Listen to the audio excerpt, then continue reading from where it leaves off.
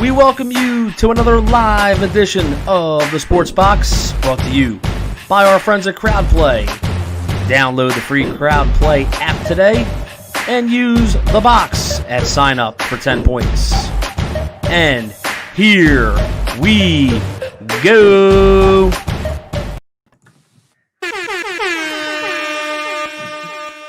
We have breaking news here on the Sports Box.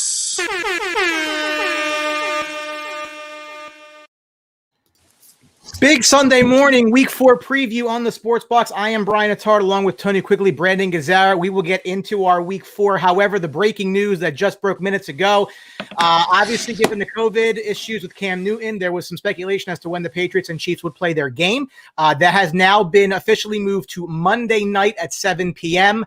Eastern Standard Time, and the Falcons at the Packers will be moved to 8:50 p.m. Eastern Standard Time. So a Monday night doubleheader is confirmed. Second one of the year, but Tony, this wasn't exactly the way it was supposed to happen. This season, there's not much that is, you know. I mean, it's a crazy season. You got to be prepared for it, and you know, hey, another game on Monday night isn't a bad thing, in my opinion. Brandon, your thoughts on the news of the day? Yeah, I mean, as long as we're getting the game in, I mean, it's an extra game we get in prime time on Monday night, and I think it's probably one of, if not the best games of the week. So we're able all to, you know, watch it in prime time and watch it on Monday night. So as long as we get to watch it, I don't care.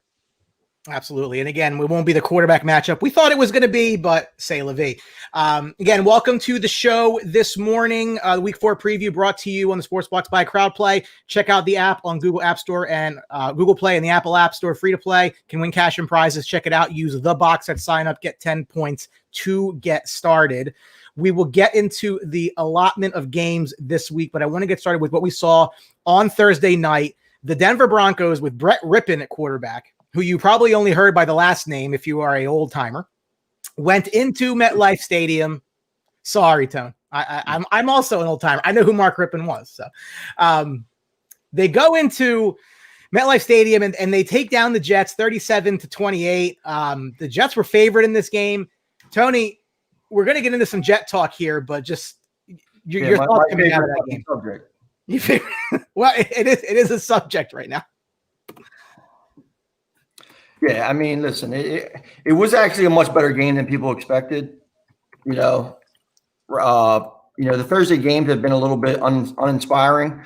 You did see Melvin Gordon do what he was supposed to do and hit a 100-yard mark against a bad team. Sam Darnold made a phenomenal play, which, you know, I think most of us were a little bit more surprised than anything about, you know, but the ineptitude by the Jets, Adam Gase, it's just embarrassing at this point, you know. Brandon, you are a Sam Darnold apologist. We will talk about that obviously in length, but I just wanted your take coming out of that game, just your overall thoughts coming out of it. He had to play the game, I'll tell you that, but didn't leave it. And the Jets are absolutely atrocious. I mean, they cannot run the football. Their leading rusher was Darnold with 84 yards. Frank Gore had 30 yards on the ground. They had combined 18 rushes for 45 yards from running backs. They have no wide receivers, no offensive line, and constantly under duress. How many of those runs were by guys under 40 years old there, or 35 years old? That's the thing. I mean, did anybody else? Yeah, that's what I'm saying. Did you find yourself, Brandon, watching that game and saying, I can't believe I'm watching Frank Gore still run the football as a primary back in the NFL? That's embarrassing. Yeah, I mean, I've been saying that it feels like for 4 years now with Frank Gore. Like, how is he still a primary back? But he seems to follow Adam Gase. But the Denver, I thought Rippon looked pretty good outside of a stretch there where he threw 2 interceptions on, I think it was consecutive passes. He looked pretty good for the most part. And Melvin Gordon, you know, lived up to being Melvin Gordon. He looked really good, had sealed the game with a 48-yard rush at the end, a couple of touchdowns. But the Jets are just an absolute dumpster fire, and they have so many holes in that team. Coach, offensive line, wide receiver, running back, the entire defense. There's a lot of things that the Jets need to fix.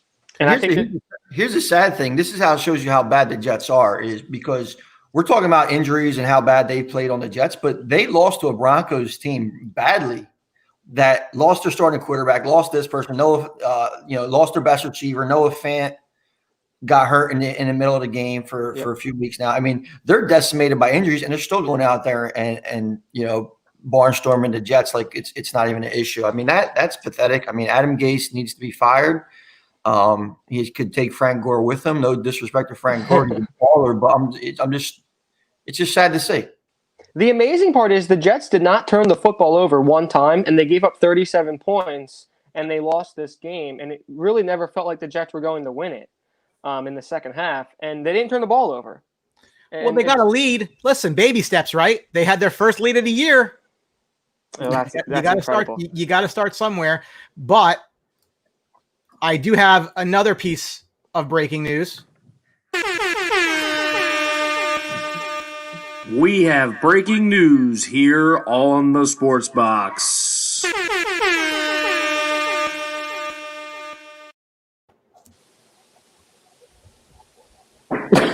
Our weekly Jet think. That is, if that's not the worst roster in league, I don't know what is. And we come into the year thinking, oh, listen, they were 7-9 last year. I mean, maybe, if Sam takes a step forward, could they kind of keep the same record, maybe even get to 8-8? And this looks bad, and the question, I think, and Brandon, I want to start with you on this one, is how much of the blame for what you've seen do you put at the feet of the third overall pick, Sam Darnold? I'll take that one. I mean, he deserves some of it. I don't think he has been the abject game changer that a guy like Andrew Luck was for the Indianapolis Colts, where he takes over the worst roster in football and immediately goes 11-5, and then 11-5, 11-5, 11-5. I never thought he was quite that. But I did think he could get to the Jets and improve that team significantly. We haven't seen that. He's gotten awful coaching. The roster, as we've said, is really bad. I think the only way that the Jets turn it around with Darnold is with an elite coach, and I don't see an elite coach wanting to go to the Jets with that roster and that front office. So I think it's going to end up, they're going to have to move on, and especially with their likely draft selection. Yeah, I mean, if you look at their draft picks over the history, it's tough to put the blame all on Sam Darnold. He's had a revolving door in that roster. I mean, he did battle a little mono last year. I mean, they didn't help him out with receivers. I mean, they got Denzel Mims in the first round this year. He was a project receiver as is, hasn't even seen the field. Give Jamison Crowder some credit for putting up some points, but other than that, I mean, I'm not really giving Sam Darnold too much of the blame, to be honest with you. I think it's just unfair. I mean, you see careers time and time again, either made by a situation or destroyed by a situation. I mean, does anybody think that if Sam Darnold wasn't in San Francisco, they would be a good team?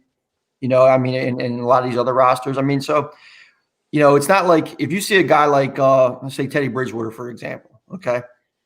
He's on a bad Carolina Panthers team, but he has experience. He's never been in a great situation, but he did play in New Orleans, and he had some good quality stuff around him. So allowed him to build up some of those confidence, get a little throw, get the timing down. When you're constantly throwing garbage at Sam Darnold, I mean, there's no strong point on the Jets that you could actually say, except maybe Quinnen Williams. I mean, it's just a little unfair for the kid right now. And we all are in agreement that Adam Gase is a complete moron. So I'd be a little reserved to just kind of throw Sam Darnold out. And here's the thing, though, and I think that this is where they cut their nose up to spite their face. Had they made the change at head coach in this past offseason, then you could have a year of Darnold where he's not attached to Adam Gase and see what the hell you have. Now, with the very high likelihood, and I'm going to load up the Jets schedule here in a little bit, that they're going to get a very high – it's probably going to be the number one pick in the draft, and I think that once you look at their schedule, you'll probably agree with me after that. Now, they have to figure out, do we – and I said this with the Jamal Adams thing. It's always this with the Jets. It's constantly rebuilding a bridge to nowhere, and it's never a finished product. So now you put a very high pick into Sam Darnold. You spent high picks to get to the high pick to get Sam Darnold. And now here we are. And all signs are you're going to bring in a new coach with literally no affinity, no connection, no loyalty to Sam Darnold. He's going to bring in Trevor Lawrence. And then what happens to Sam Darnold? And Tony, you're right. Situation absolutely does matter. And again, I think going to the Jets might be the worst thing possible for Sam Darnold. But again, Joe Douglas wasn't there to draft Darnold. The coach's not going to have been there to draft Darnold. And he's just going to be another guy that gets shuffled off. And I don't know if he gets a shot because of how bad the team has been. I think you look at the other quarterbacks taken just in Sam Darnold's own draft. Look at the situation in Buffalo and Baltimore when it comes to Josh Allen and Lamar Jackson. Two great coaching staffs, two great rosters when they showed up, both with good defenses, and they asked them not to do it all. They just asked them to do enough to help them win football games, and they were a piece to the puzzle, and they continued to develop those guys. There's been no development with Sam Darnold. It's really been you carry us and deal with all this garbage and lead us, and it's been it's been really almost impossible to do with how bad everything is with the Jets. But just looking at that draft, the worst situation to go to was the two worst: Arizona, where Rosen went, how'd that go, and New York with and Darnold's there. How's that going? I think Darnold's better, and that's why we've seen him be a little, he's still in the league and he's still with the Jets, and I think that's why, because he's a better player. Tony, could you rationalize trading down from one and just patching up as many holes as you can and going with Darnold? Absolutely. I mean, right now, the people that they have in place, do you really want them to make the decisions, kind of rebuilding your franchise? I mean, they listen, Trey Lance played last night. I mentioned last week on the show, there's other options out there. If somebody's really in love with Sam Darnold and you could go from 1 to maybe 4 or 5, still get a guy like Trey Lance, move on from Darnold, if so be it. But first thing I think they really need to address is the leadership position. Are they going to stick with Joe Douglas, Adam Gase marriage, or are they actually, because you really don't want this current concoction of decision makers is not working in the New York system. So they need to change on for that. So unfortunately enough, it's unfair to Sam Darnold, but guess what? He's well paid for it. So if he has to go play for another team and they want to rebuild from the ground up, that I don't think anybody at this point could throw that strategy out the window. What's a team that you think would fit for Darnold? One just popped into my mind, and that's why I asked. The Pittsburgh Steelers with Ben towards the end of his career. If he goes there, sits for a year, and then takes over that job, I think that'd be a good place, for Darnold to go. Kind of reminds me of Ben, just in terms of play style and size. Well, I think if you comparable, I mean, listen, he's had a lot more opportunity than Josh Rosen has had. But if you see what Rosen did is if Darnold does go down to Pittsburgh, great organization, good structure around them. I think that would be a very, very nice fit for him. And if you see, like we said, Rosen did is go to Tampa Bay, take less money, and just wants to get into a better situation. For all his faults, and one of the reasons I'm a big Josh Rosen fan, the kid's friggin' smart as can be, whether you agree with him or not. So, I mean, that's not a bad idea for him. If Darnold could wind up with a place like Pittsburgh or, I guess the New Orleans Saints are kind of committed to having Winston, but it's another situation there too. So if you could, listen, go learn. Green Bay would be a situation if they didn't waste a draft pick on Jordan Love. I mean, that's what I'm saying. There's always options out there, and when you have a young, talented kid drafted in the top 5, I mean, that's really what you want to be. I'll give you 2 spots that just popped in my head. One is Indianapolis. Yeah. They've been linked to everybody for next year. Dak Prescott, possibly Carson Wentz. I mean, all these people that think that there's going to be some movement to quarterbacks, the Colts get linked to. But listen, I'm going to just throw this out there, and it is how about the Dallas Cowboys? Because I was just a guest on JDS Sports and Fitz Lounge. I love those guys. Talk a little Dak, and I'm looking at their salary cap for next year. Guys, they've only got $21 million in space with no quarterback on the roster. So I don't know that there's any kind of room to sign Dak Prescott, even if they want to. And there's nobody here that you can cut that's going to create, other than Tyron Smith, is $5.1 million in cap savings. I mean, I guess I got to do the post of June 1st. But there's not an easy solution here. We could be looking at the last season of Dak Prescott in Dallas anyway. And if you're going to bring in, he was taken 3rd overall for a reason. So I wouldn't be upset to take that shot with a much better roster than what he has in New York and a better coach. Yeah. Absolutely. But you look at the schedule here. Find me a win. If the win wasn't on Thursday night, I don't see one because that's what I was about to say. If you can't be the Broncos, I don't even have to look at this schedule because you're not just there's no team in the league where you're going to say, okay, the Jets will beat that team. Maybe the Chargers, maybe. That's on the road. First of all, they can't win a road game. So if you're going to talk about a home game, maybe maybe Miami coming out of the bye, having played them the week before. Yeah, maybe. Yeah, but you probably get Tua then. So, and who knows what Miami looks like with Tua? They'll look better than the Jets. Yeah. Yeah. So I mean, that's just I think the roster, the coaching is much better with Miami. The only thing I see is the Chargers, and I still don't see that really as a win. This could be another 0-16 Jets team. And again, I just think if you get there, I mean, you have to blow it up at that point. No one's going to even be pissed off at you. I mean, what are you going to do? I mean, it's the Jets, but again, it's just where do you go? I don't know. I think we need to go somewhere else besides the Jets because it seems like we talk way too much about this horrible football. They're such a big story. They're such a big story. No, I agree. But we spent 15 minutes talking about the worst team in football. They lost the game they were favored in for a change. So I felt it was a good topic to bring up. But obviously, again, the big news also, the COVID-19 outbreak around the league, multiple Titans players, which apparently the team may have broken protocol. That's going to be a problem. I think it's up to 17, 18 people associated with the team right now are currently down with it. So we'll see where that goes. Obviously, Cam Newton's going to miss the game, which was officially scheduled for tomorrow night at 7 between the Chiefs and Patriots. Titans Steelers was moved. They did some bye week movement. Yeah. Brandon, is the season in jeopardy? Because that's like this overarching feeling that you get every time another story breaks. It's there was the false positive with the Saints on the plane. Every single time another headline breaks and drops, it's always going to come up, because what do you do when you have one of these teams have a massive outbreak and all of a sudden there's a team that misses multiple weeks because you're not really set up for it? This isn't baseball. You can't play a double header. It's not going to work. And Joe Rickson, just bringing the Jets up. You can ignore them for the rest of the year. The Jets don't want to hear about him either. That's our Jet guy. That's my fellow pirate right there, Joe. I appreciate that. Thank you for having some levity into this. Listen. It is what it is. Matt should have come on and talked Jets, but he didn't. I'm out. Whoever wants to take this, just your thoughts right now. I mean, are we at a point where there is some actual concern that we're not going to get the season completed? No, zero concern that we're not going to get the season completed in some way, shape, or form. Like I said before, in the summer when people are like, oh, how are they going to play the NFL? How are they going to do this? How are they going to do that? Listen, this is a trillion, billion-dollar industry, whatever numbers you're looking at. That's why these fines and levies, that the NFL are coming with people breaking protocol. Here's the thing that I'm kind of saying about, things that make you go if you guys can remember that reference if you're old enough. But listen. I am an old timer. I get it. To circle back. You're still like 10 years younger than me. I wouldn't call yourself an old timer. All right.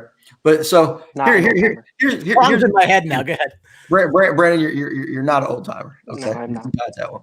But listen, here's the thing. Tennessee played who last week? Minnesota.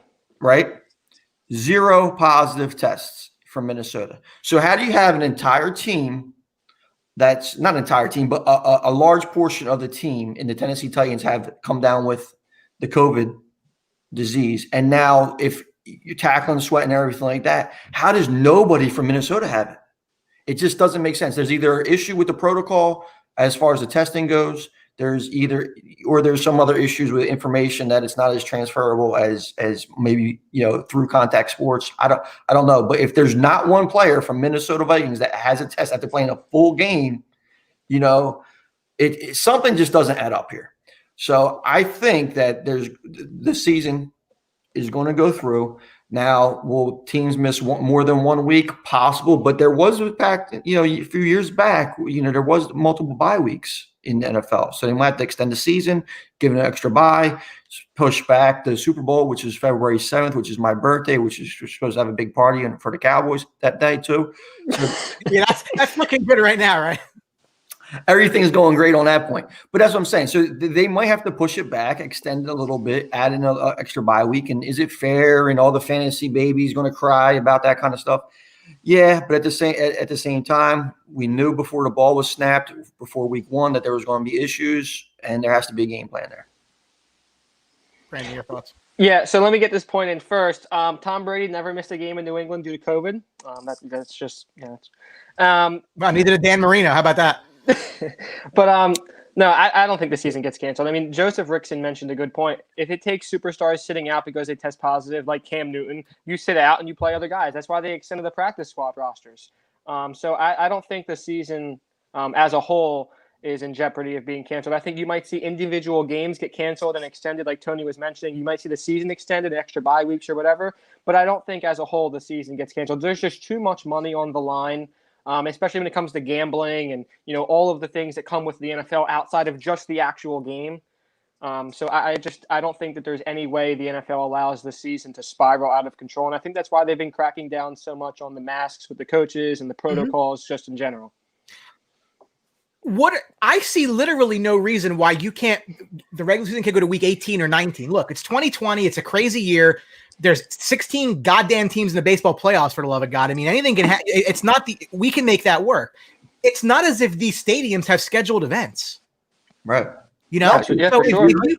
And the NFL is not going to cancel games. The NFL is in existence to make money and sell advertising. That's what the NFL is in to do. So to be absolutely blunt with you, if they have a chance to put more games on national TV, that's a good thing. Okay, so look at the silver lining of this cloud here. Guess what? If you couldn't put Titans Steelers in week 7 or 8, you can put it in week 18 and everybody's going to watch it. So you can sell more advertising and make more money, which hopefully doesn't bring your cap down as much next year. Yeah, Brian, when was the KC New England game was supposed to be played when? It's going to be supposed to be played Monday now. No. Originally, when it was supposed to be played, what time? 4 o'clock? 4 o'clock? I believe it was the 4 o'clock CBS. Yeah, then they moved the Colts Bears there.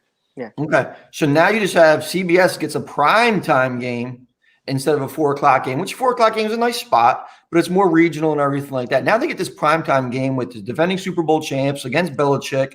You create a little head banging there. That's going to benefit CBS way more because those advertising dollars on Monday nights are much stronger than advertising dollars on Sundays.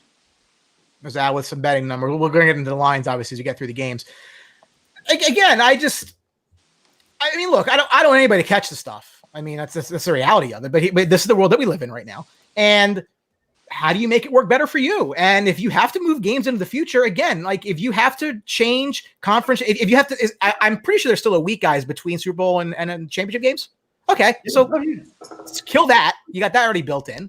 I mean, this idea that the world is ending and we have to I don't feel that that's really going to happen because there's just too much money involved. Now, if you think of it this way too, I mean, the NFL survived a strike. I mean, they're literally players were like, we're not playing. They actually more than one. We're not playing. Okay, we'll just replace you. Listen, guys get hurt. Guys are out for COVID or whatever. Maybe Earl Thomas finally gets a job. Maybe some of these guys that are sitting on the sideline finally get a job. You know what I'm saying? I mean, the streets are littered with guys ready to play NFL football. I mean, there's people, I mean, let me ask you guys something. Okay, Brian, you're a Cowboys fan. Brian, you might not know. Who's the starting cornerbacks for the Dallas Cowboys this weekend? Is it Trevon? Is Diggs playing? I thought Diggs wasn't playing. Diggs is supposed to play, and Darryl Worley, who's a starting safety. So if you could throw names out like Darryl Worley to start cornerback and some rookie that you just got who's actually playing. You want to see the Eagles wide receivers tonight? That's what I'm saying. So if I could put any Joe Schmo out there and call themselves, maybe Greg Ward the 15th or something like that to go out and play, there'll be an NFL product out there. There's no reason why it can't happen. Maybe it's not the product that they like, but it's a product. You will see football. They will get the season done, barring something real. I mean, where the entire league comes and you can't have games. And at that point, they'll quarantine and they'll figure it out after. There's no, again, and we said this coming into the year, the NFL of all the major sports was the one that was least dependent on the gate. Okay. The NHL needs people in the stands to be profitable. Same for baseball. That's why you had the labor dispute that you had.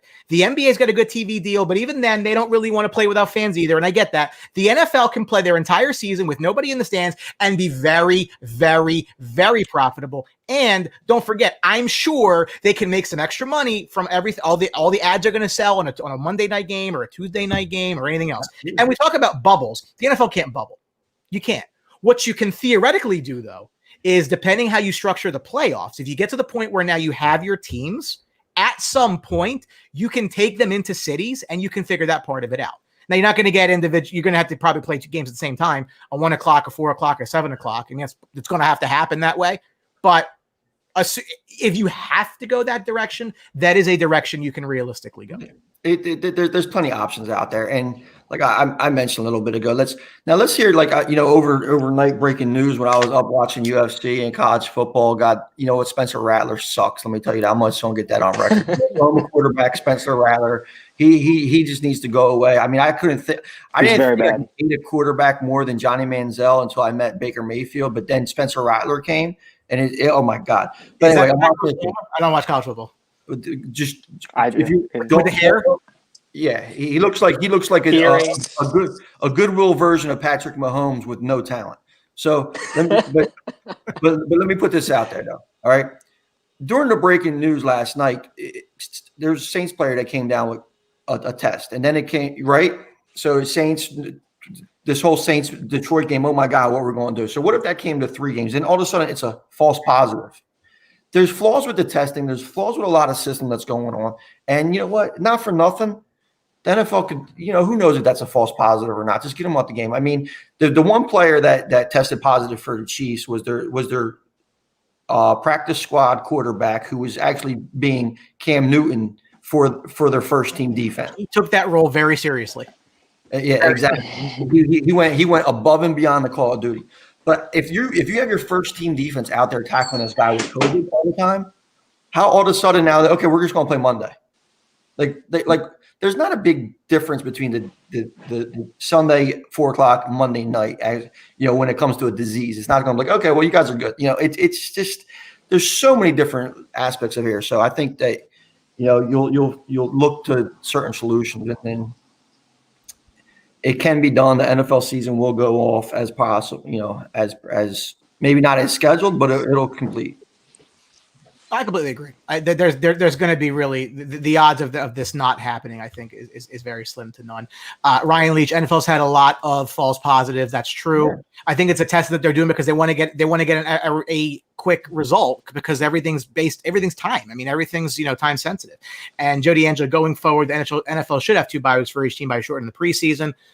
You can listen. You don't even have to do that. I mean, they can make it work. They just I mean, they did entertain that a few years ago. But if you look at a team like, say, Tampa Bay, right, and with Ryan's stepfather Tom Brady on the team. Now, do you think that Tampa Bay is actually going to have Tom Brady lose a chance to play in the Super Bowl because he comes down with COVID? Now they're going to be like, well, you don't not showing symptoms, you're okay. We're going to run you out there. Stuff like that's going to happen. It is. They will make it work for sure. So we'll get into the slate of games for this week, and we'll start with last year's number 1 pick and a team that probably thought they might get one, but then the Jets said, we're going to figure that out for you. Jacksonville's 1-2. They visit the 0-2-1 Cincinnati Bengals. Bengals laying 2.5. The Bengals are favored in a football game. I know that shocks everyone. The over-under is 49. Joe Mixon is questionable, but is expected to play. So is Joe Burrow after getting destroyed last week. I mean, the reverberation on his skull. I mean, you got to just you look at it from a different angle. You got to look at his head, and it's just like one of those rock'em sock'em robots. But great hit. Good to see hitting back. Clean hit too. Clean hit.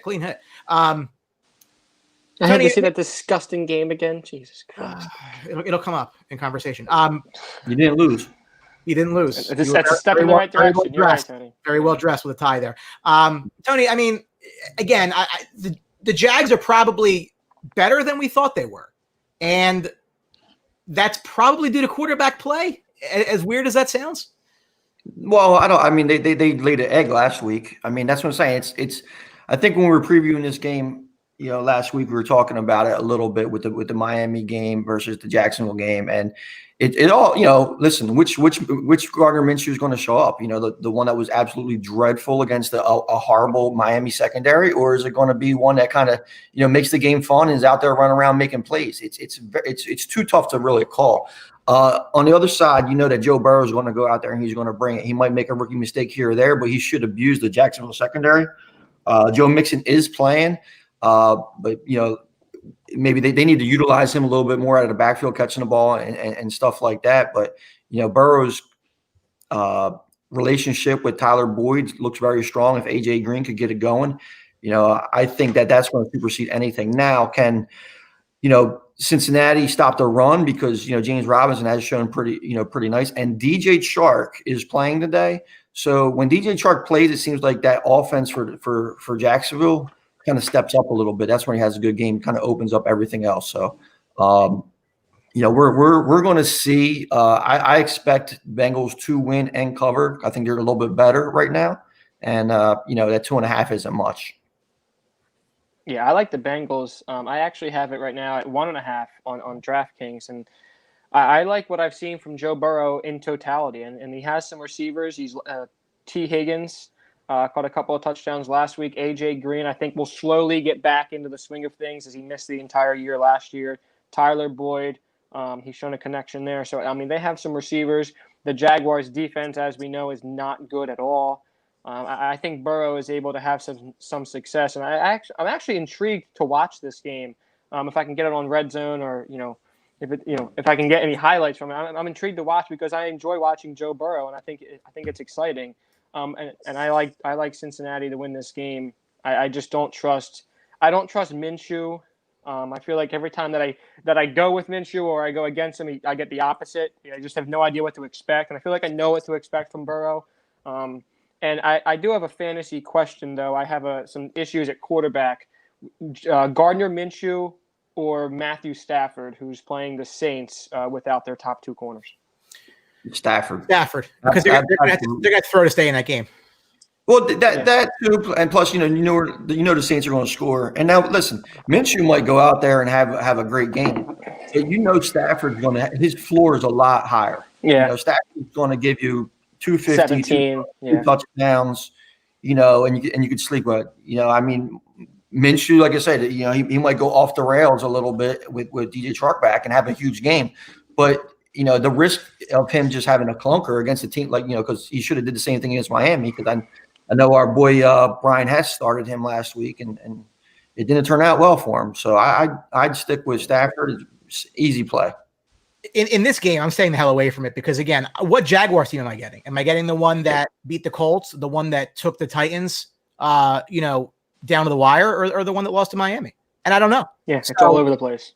Yeah, there's no reason if you're putting real money on this to actually bet this game. Yeah, and what Bengals team? And listen, the Bengals have played better at home. I mean, they should have beat the Chargers.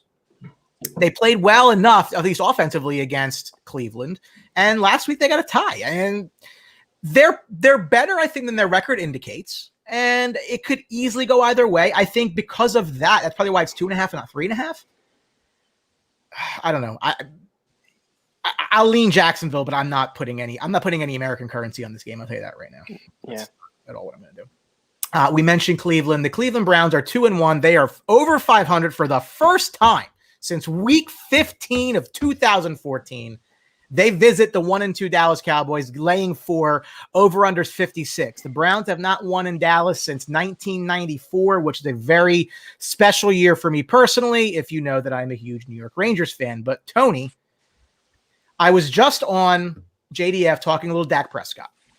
So Dak Prescott right now is number 1 in yards, number 1 in plays over 20 and 40 yards, number 1 in first downs. He's also number 1 in attempts and number 1 in completion. So to me, those 3 stats are a direct result of the accumulation of the next 2 stats. They are 1-2. They should be 0-3, if not for the Atlanta Falcons not realizing what the rules are around an onside kick, because if this doesn't happen, the Cowboys are 0-3. Mike McCarthy has not really gotten, rave reviews, to say the very least. And Dak's thrown 5 touchdowns. So it's a winnable game.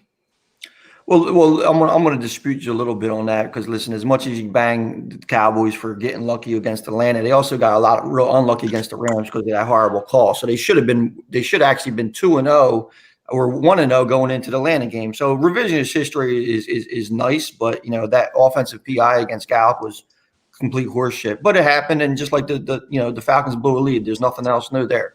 Dak Prescott has 5 touchdowns. You know who else has 5 touchdowns? Baker Mayfield. Dak Prescott has 2 interceptions. You know who else has 2 interceptions? Baker Mayfield. Dak has a lot of yards. Cowboys' time of possession is absolutely non-existent, and that's because the defense can't get off the field. This is a game that'll show you if the Cowboys are actually a legit team, and I think it's a good matchup for Dallas. Even though Dak, listen, you just mentioned the Cleveland Browns are over 500. You know what Dak's record is the last 2 years against teams that are over 500? Not good. 1-6. If there's a team that he could get that second win against an over 500 team, it's this Cleveland Browns team, just because of matchup. Cleveland is a run-first team. They'll gouge you with the run. Kareem Hunt's a little banged up, but Nick Chubb is special. To do, and the way they run block is extremely well. Dallas has been pretty good against the run. Maybe it's just because they've been so horrible against the pass. So we'll see if they're actually a good run defensive team or they're just completely horrible, against the passing. Play where teams don't need to run against them. So you're going to see a lot of things that kind of, in this 4th week of the season, that's going to kind of tell you a little bit more. Now, as far as the things that Dallas needs to do to win the game, you want Baker Mayfield to throw the ball. I mean, you got to put the game in Baker Mayfield's hands to make him make plays, make mistakes, and take it from there. This Dallas defense might be so bad where they don't need, they're going to need, one of those mistakes to happen. I mean, if Cleveland goes out of their game plan, and you see teams before, like the Ravens last week, that get away from their game plan, strong running, and Baker Mayfield just tries to throw the ball around, you're actually going to look. You're actually going to look, and and it could be to the advantage of the Cowboys. I'm taking the Cowboys. I think they win by at least a touchdown. I think they're just going to score a little bit too much to force Baker Mayfield to throw the ball. And I think that's when the mistake will happen. I like Dallas as well by a touchdown. But here's the thing with Cleveland. They seem to know what they are. They know that they have to run the football, take care of Baker Mayfield, throw it about 25, 27 times, and keep him comfortable, not allow him to make too many plays where he can make a mistake, which he's been prone to do. But they know what they are. They run the football with those 2 backs. Dallas, they've thrown the football 66% of the time this year. And when you look at Dallas with Zeke, they're 35-15 in Zeke's career when he just gets 15 carries. And so I think that is a huge number. You're winning 70% of your games. They got to get Zeke going, get him the football, become more balanced. And they're a team, you look at some of the quarterbacks in this league, Mahomes, Wilson, Lamar, Brady, Rodgers, none of those guys throw it more than 60% of the time. They're all under 60.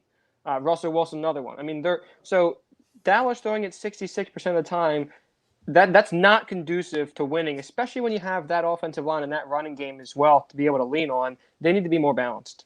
Well, the offensive line continues to get more and more banged up. So you're going to get Tyron Smith back supposedly. Now, Lyle Collins is out for the year with getting hip surgery to relieve some pain there. So, that is a concern.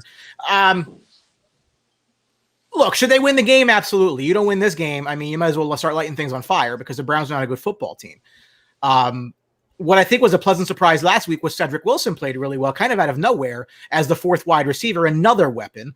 Dalton Schultz has been fine as the tight end. Leads the Cowboys in red zone targets. Shot. I mean, you can't really be upset about that. Tony, I got a question for you. As far as Wilson goes, I mean, in a week where you have shocking bye weeks you weren't expecting, the potential still for this game in the Chiefs and Patriots to be not played, is Cedric Wilson startable in a emergency spot? In fantasy wise? I mean, it would have to be a dire emergency. I mean, listen, he had a good game. He's the 6th option in the Cowboys offense, but he looked good. I mean, I think last week, I think Cooper left for some time there, got banged up. CeeDee Lamb left for some time, that got banged up. I think I would look for other options besides Cedric Wilson. I mean, I'll give you an idea. I'm just I'm thinking out of the box right now, outside the box. If you're in a situation where, again, you have Titans, you have Steelers, you were not expecting to be out this game, you've got guys on Monday night like Devontae Adams, Julio Jones that are questionable, and you don't want to risk it, or you have Chiefs and Patriots, and you don't think they're going to play in this game, and you don't want to risk that either. So a guy like Dontrell Inman, who had a couple touchdowns against the Browns, versus a guy like Cedric Wilson, who, had a game that no one saw coming. Like if you're that low, your thoughts? I mean, first of all, if I have a guy like Devontae Adams, I'm looking to pick up Valdez Scantling or other options like that might be a little bit stronger than for target heavy teams, because they're if Cedric Wilson is your only option, I would feel semi confident with him. Listen, they're going to be a part of the offense, but against he did it against the worst secondary in the league. I don't know if he's startable on a week-to-week basis at all. I would not be comfortable with him in my lineup. I do have a fantasy question. Kareem Hunt, is active against the Cowboys today, or Ronald Jones, who is the lead back there with Leonard Fournette out against the Chargers?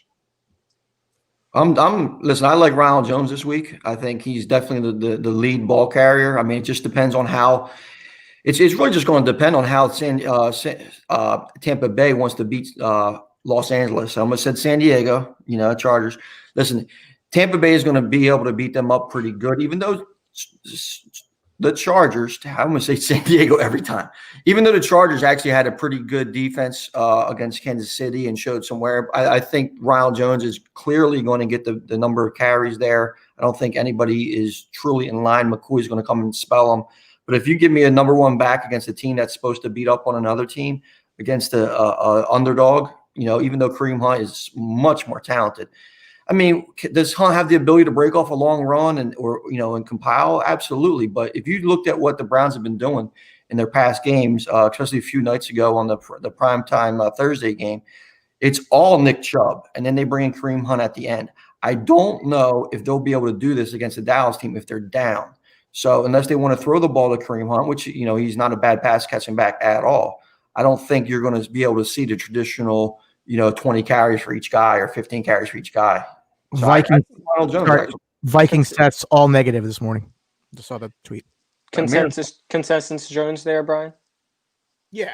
No, there's nobody else. And I think that's I have them both on a team, and I'm kind of hoping one gets hit by a car, because that way at least I'll have a starter. Or you could trade one. No, because only if we trade the wrong one. Well, risk versus reward. I don't think one getting hit by a car would help you out very much. Sure it does. It won't play. The other place gets the starting job. Tony, I just traded for Odell Beckham in a league where I thought the deal was pretty good for me to upgrade from a guy like Brandon Cooks, who has pissed me off. They don't really use him the way that maybe people thought they would use Odell Beckham. That's a coaching problem, frankly. But your thoughts on him against a secondary that's gotten lit up? Well, if he doesn't do anything today, come on now. Listen, it's more on Baker Mayfield and the Steyer offense, the offense that they committed to now. When Beckham went there, it was a completely different offensive scheme. Now their first run-heavy scheme based on play action. I don't see them hitting Beckham with too many quick screens and stuff like that, how he excelled with or the drag routes that he used to run with the New York Giants. So this is definitely a get-right game for Odell, Jarvis Landry, everybody, even Austin Hooper, who's went to Cleveland to die like most players do. So I'm starting Odell with confidence, but long term, I'm down on Odell big time. Unless he gets an extremely favorable matchup like today consistently, I just don't think that it's in the best interest to kind of, his ADP this year where he was drafted. What was the trade, bro? What did you give up for him? It was a trade with the person at the bottom of the screen. He had some quarterback problems because he was starting Carson Wentz, and I happen to have Drew Brees behind Kyler Murray. So I gave up Drew Brees and Brandon Cooks in exchange for Carson Wentz purely as a backup guy, and Odell Beckham. Yeah, I think you raped him on that one. It was offered to me. Yeah. Yeah. Okay. So just speaking on that trade, I think as bad as Carson Wentz has been, I think he has more potential than Drew Brees to put it up, because Drew Brees has looked horrible without Michael Thomas, and he just hasn't looked good in general. So he's going to hit the quick screen passes to Kamara and them guys, and even with a guy like Jared Cook out. So Brandon Cooks he's a head scratcher. Will Fuller is healthy. I think Brandon Cooks does have a nice little upside there because if you look at the Houston schedule, it was absolutely dreadful. It was a tough against pass defenses. So I mean, if Brandon Cooks is going to have a big game, it's going to be today against the Minnesota defense. Yep. So I'm really high on Deshaun Watson today too. So I think Cooks might have a good game. Watson have a good game. Odell might have a good game. I think you guys both win immediately. Long term, I think Wentz has a little bit more value there though. Even with the struggles, though, with Breeze, he's still averaging 22 fantasy points a game, even with his struggles, and he gets Thomas back. So it was more of a safety play, there. Yeah, he has a low. He has a much lower floor than Wentz probably, but I think once Wentz gets it together, they start playing more AFC, NFC teams. He'll be okay. Cowboys cover. Yeah. Cowboys win by 7 and cover. I think that's a good one. I'm not talking over under. That's a lot of points. I mean, Cowboys could win this game, 35-14 and still not hit the number. So right, even if it's 35-20, yeah, and that's a lot of points, and that still doesn't cover. We mentioned Drew Brees. His 1-2 Saints visit the 1-2 Lions. Saints are given 3 in the game. Over unders 54. If you said before the year that these two teams would be 1-2 coming into week 3, I think you'd be really surprised that the Saints would be 1-2, having won the first game against the Bucs. But Detroit's still maybe less of a dumpster fire, but they did go into Arizona, won a game last week. Michael Thomas, as Tony mentioned, continues to miss some time, and that is a big piece of the offense. So obviously, Alvin Kamara will be just fine in a game like this. Brandon, you had said something to me about some injuries, I think, on the Detroit side of things earlier today. On the New Orleans side of things, they are missing both Marshawn Lattimore, Janoris Jenkins, their top 2 corners, Michael Thomas, as we've mentioned, Jared Cook and Andrews Pete all out for the Saints, and we've seen some struggles with Breeze early on, and with the team even.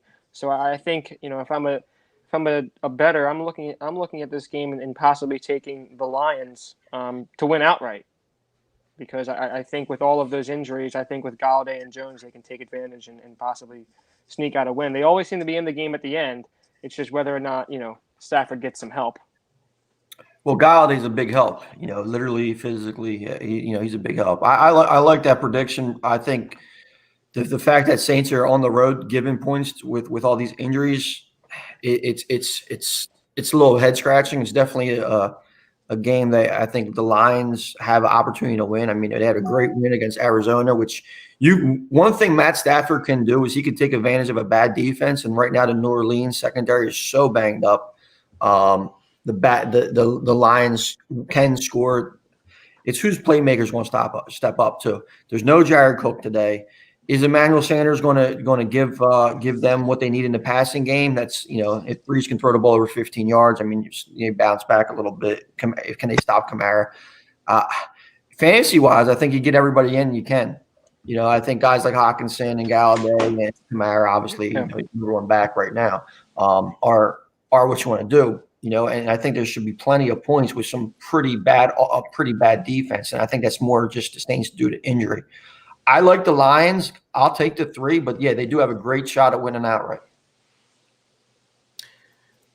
If the Saints fall to 1-3, I mean, you can say whatever you want to about not having your top receiver. I get it, but still, you can't lose this game. Oh, they have bigger problems than just Mike Thomas. That's for sure. I mean, I will say the Saints win. I think the line's probably about right. So maybe you get it down to 2.5 just to protect yourself from a field goal game. I will roll with the Saints in this one to get back to 2-2. I think they've had a tougher schedule than we've kind of mentioned. I know they beat Tampa Bay in Week 1. But I don't think that was an easy game by any stretch. And then Oakland, that was a tough spot because it's the opening night in Vegas. And then Green Bay is always a tough game for anybody. So I think the schedule's been a little tougher than we're kind of, giving credit for. Fair. I think this is a game that a Super Bowl contender needs to win. And I don't think right now the New Orleans Saints are a Super Bowl team. If the season ends today, I don't think they're anywhere close to that. But see, Brandon, here's the thing though. That Vegas loss was a bad loss. We're not talking about opening night in Seattle with a bunch of fans. We're not talking about a really great football team in the Las Vegas Raiders. If you're going to be that Super Bowl team or that contender or that division winner, you can't go and lose to the Raiders like that. Yep, for sure. Yep. Now going to a quarterback who's just letting it on fire. Seattle Seahawks are 3-0. They visit the 1-2 Dolphins. They're laying just 5.5. Over/under is 54.5. It is expected that Chris Carson, who got tied up with Tristan Hill last week, will play. Mm-hmm. But Brandon, I want to ask you this question. Guys, never gotten a vote. Sick. We're 3 weeks in. Is Russell Wilson the MVP of the league right now? Yes. It's not even close. 14 touchdowns, 1 interception, 3-0, terrible offensive line. I mean, this dude continues. And I think he's been the best player in football this is now year 3 of it. I mean, he's just unbelievable. The defense can't stop anything. It's the worst secondary in football. It's a very bad offensive line. There's no pass rush, and this guy continues to throw 4 or 5 touchdowns every single week. They just keep winning. That's all this guy does. He's never had a losing season, and I think this is the year finally that he's able to have that massive lead over everyone just in terms of his numbers. He's always been, 33, 34 touchdowns. I think this year he's in the, 40 range or more with the start that he's gone. And I think this is finally the year he's able to win it. Tony? Yeah, I mean, what Russell Wilson does is special. A lot of that imagine if DK Metcalf just didn't throw, just in a hot dog and he'd have another touchdown to that resume too. So, imagine if he was on the Eagles. I think I have that play. I do. It's a heck of a play by Trayvon Diggs. Though. It's a great play by a rookie, and I love that pick when they made it. He's in the end zone, and it reminded me a lot of Leon Lett and Von Beebe. These are 2 guys the Eagles passed up on. Yeah, that's true. It is 2 guys the Eagles passed up on. They drafted J.J. Arcega-Whiteside and Jalen Hurts over both of the players in that play. And tonight they're playing practice squad at corner and wide receiver. And go figures, right? It just play Hurts at wide receiver. Who cares? I would absolutely do that. Yeah. So I mean, yeah, we're good. We're good. Seattle. Listen, Seattle should go in there. They should light up a Miami secondary. But at the same time, you got Fitzmagic down there. Miami's going to put up some points, as you can see by the 54.5. Chris Carson playing is a big deal. I'm interested to see if Seattle's offensive line can hold up like they did against Dallas. Dallas didn't blitz much. I mean, they just rushed forward. It wasn't very effective. If Miami switches that up a little bit, they might be a little bit more effective. But, blitzing somebody like Russell Wilson is tough with his mobility too. So it's kind of like you're damned if you do, you're damned if you don't scenario. I just the way Tyler Lockett and DK Metcalf are playing right now, and Russell Wilson. I mean, they're so in sync. I mean, they should carve up Miami, but Miami's might give them a little scare, But I don't think it's going to be enough to win the game. So take the over, take Seattle. I mean, it's going to be a fun one. Joe D'Angelo likes the over. Ryan Leach, his only question would be how Seattle plays, having to fly all the way across the country. Yeah. Longest trip in the NFL. It is.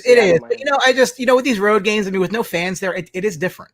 And I think that we don't really know necessarily how to react to that. Our minds are always like, it's a road game, but it's kind of it's a normal Sunday in Miami. Yeah. No one's going to be there anyway. So no, I absolutely love Seattle today. My last fantasy question. I'd actually lay this. I'd actually would lay 6.5 and get a little more plus odds personally. My last fantasy question: would you play Fitzpatrick or Drew Brees? Because with the injuries in the Seattle secondary, no Jamal Adams, no Quentin Dunbar, could be a shootout. Where would you guys go there? Actually, a decent question. It is a decent question. I mean, because again, who's Drew throwing the ball to? Really, you're banking on Kamara getting a bunch of throws out of the backfield, which he does. A couple of really. Yeah, that is interesting. Well, I think this has to go to the roster construction. Who are you playing against? One, if there's a matchup there, you need to take an advantage of. The other thing is, do you when you look at your team? Is it a head-to-head league or is it some playoff bullshit? It is not a head-to-head league. Depending on your standings in that head-to-head, depending on your standings, if you're looking for a boom, I think Fitzpatrick has a higher potential for a game today. Tua Tagovailoa is active today, which is interesting because I don't know if they plan on putting him in any kind of sets.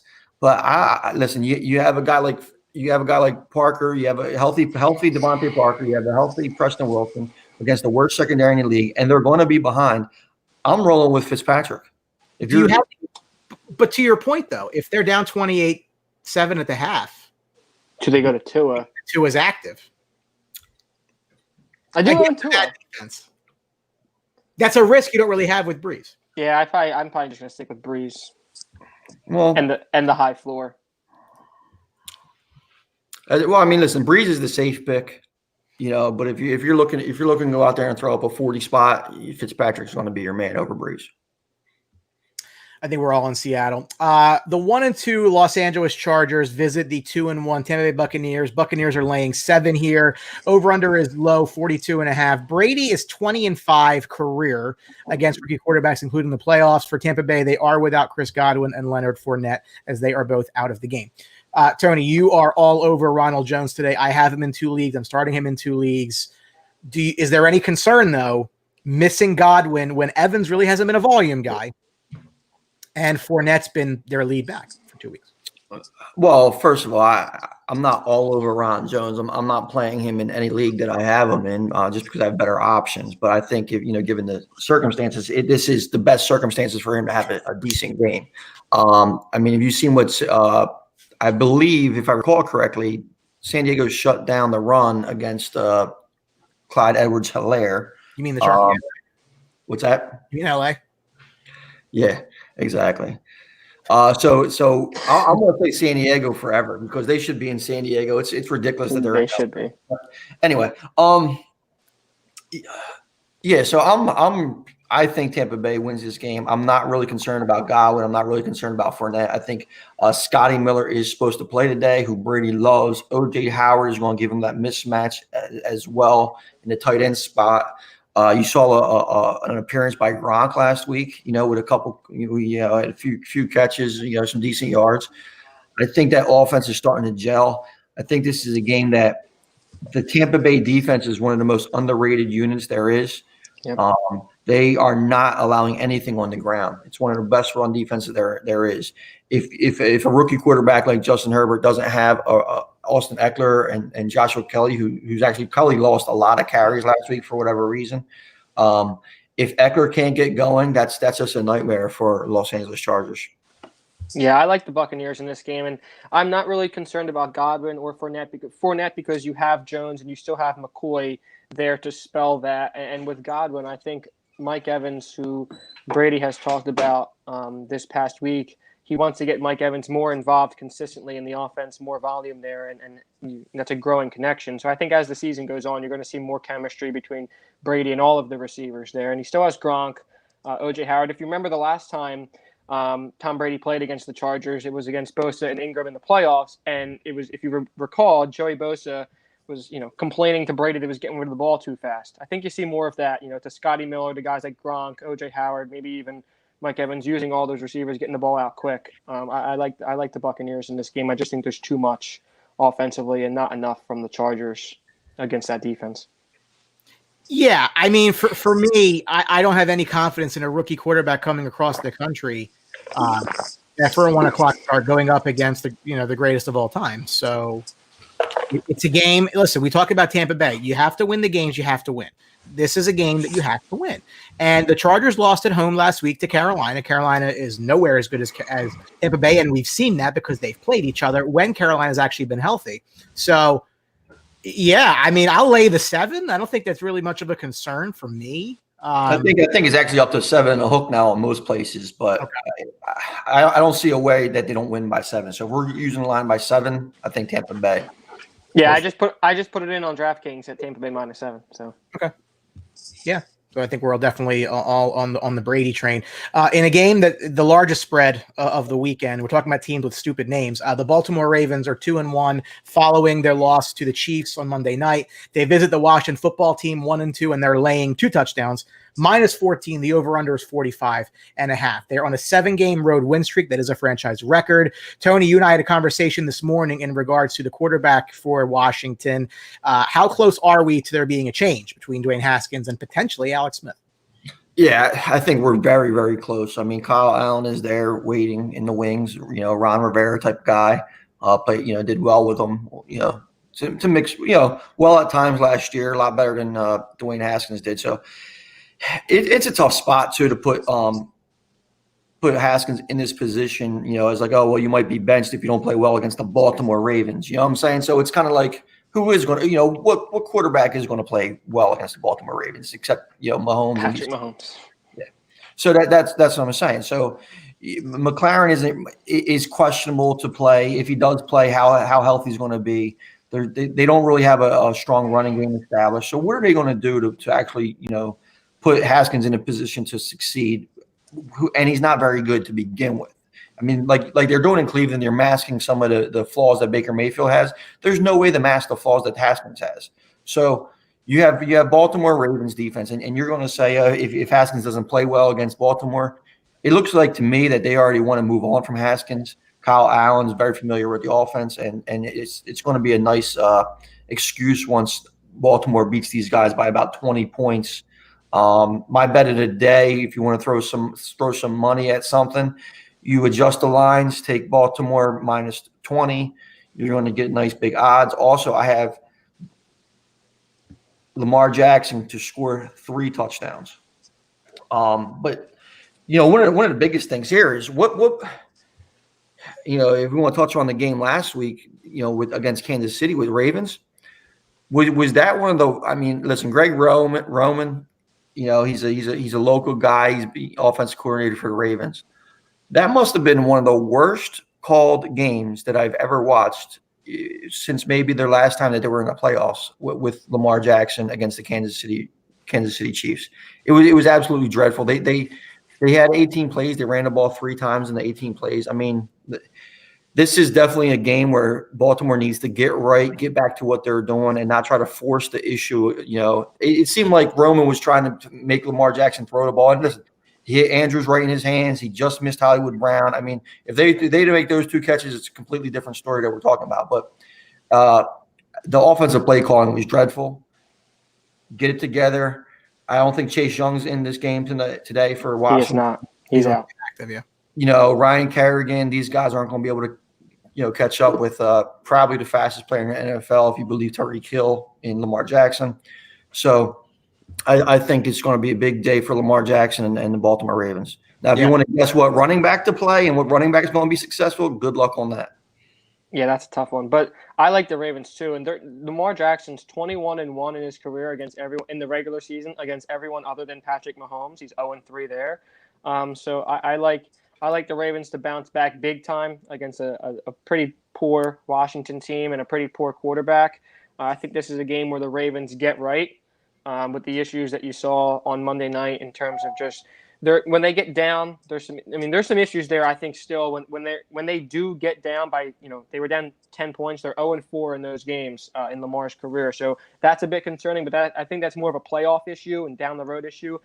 Today, I just think that the Ravens are way too overpowering for the Washington football team. It's weird. It's weird to say football team and not, Brandon, that stat you just brought up that they're down 10 points. They were down 10 points against Kansas City, but it was so early. I think if they just do what they're supposed to do, that 10 points becomes 3 points. And then you're in a 3-point ball game. So it's like this is a game that they shouldn't have to panic in, and you're right.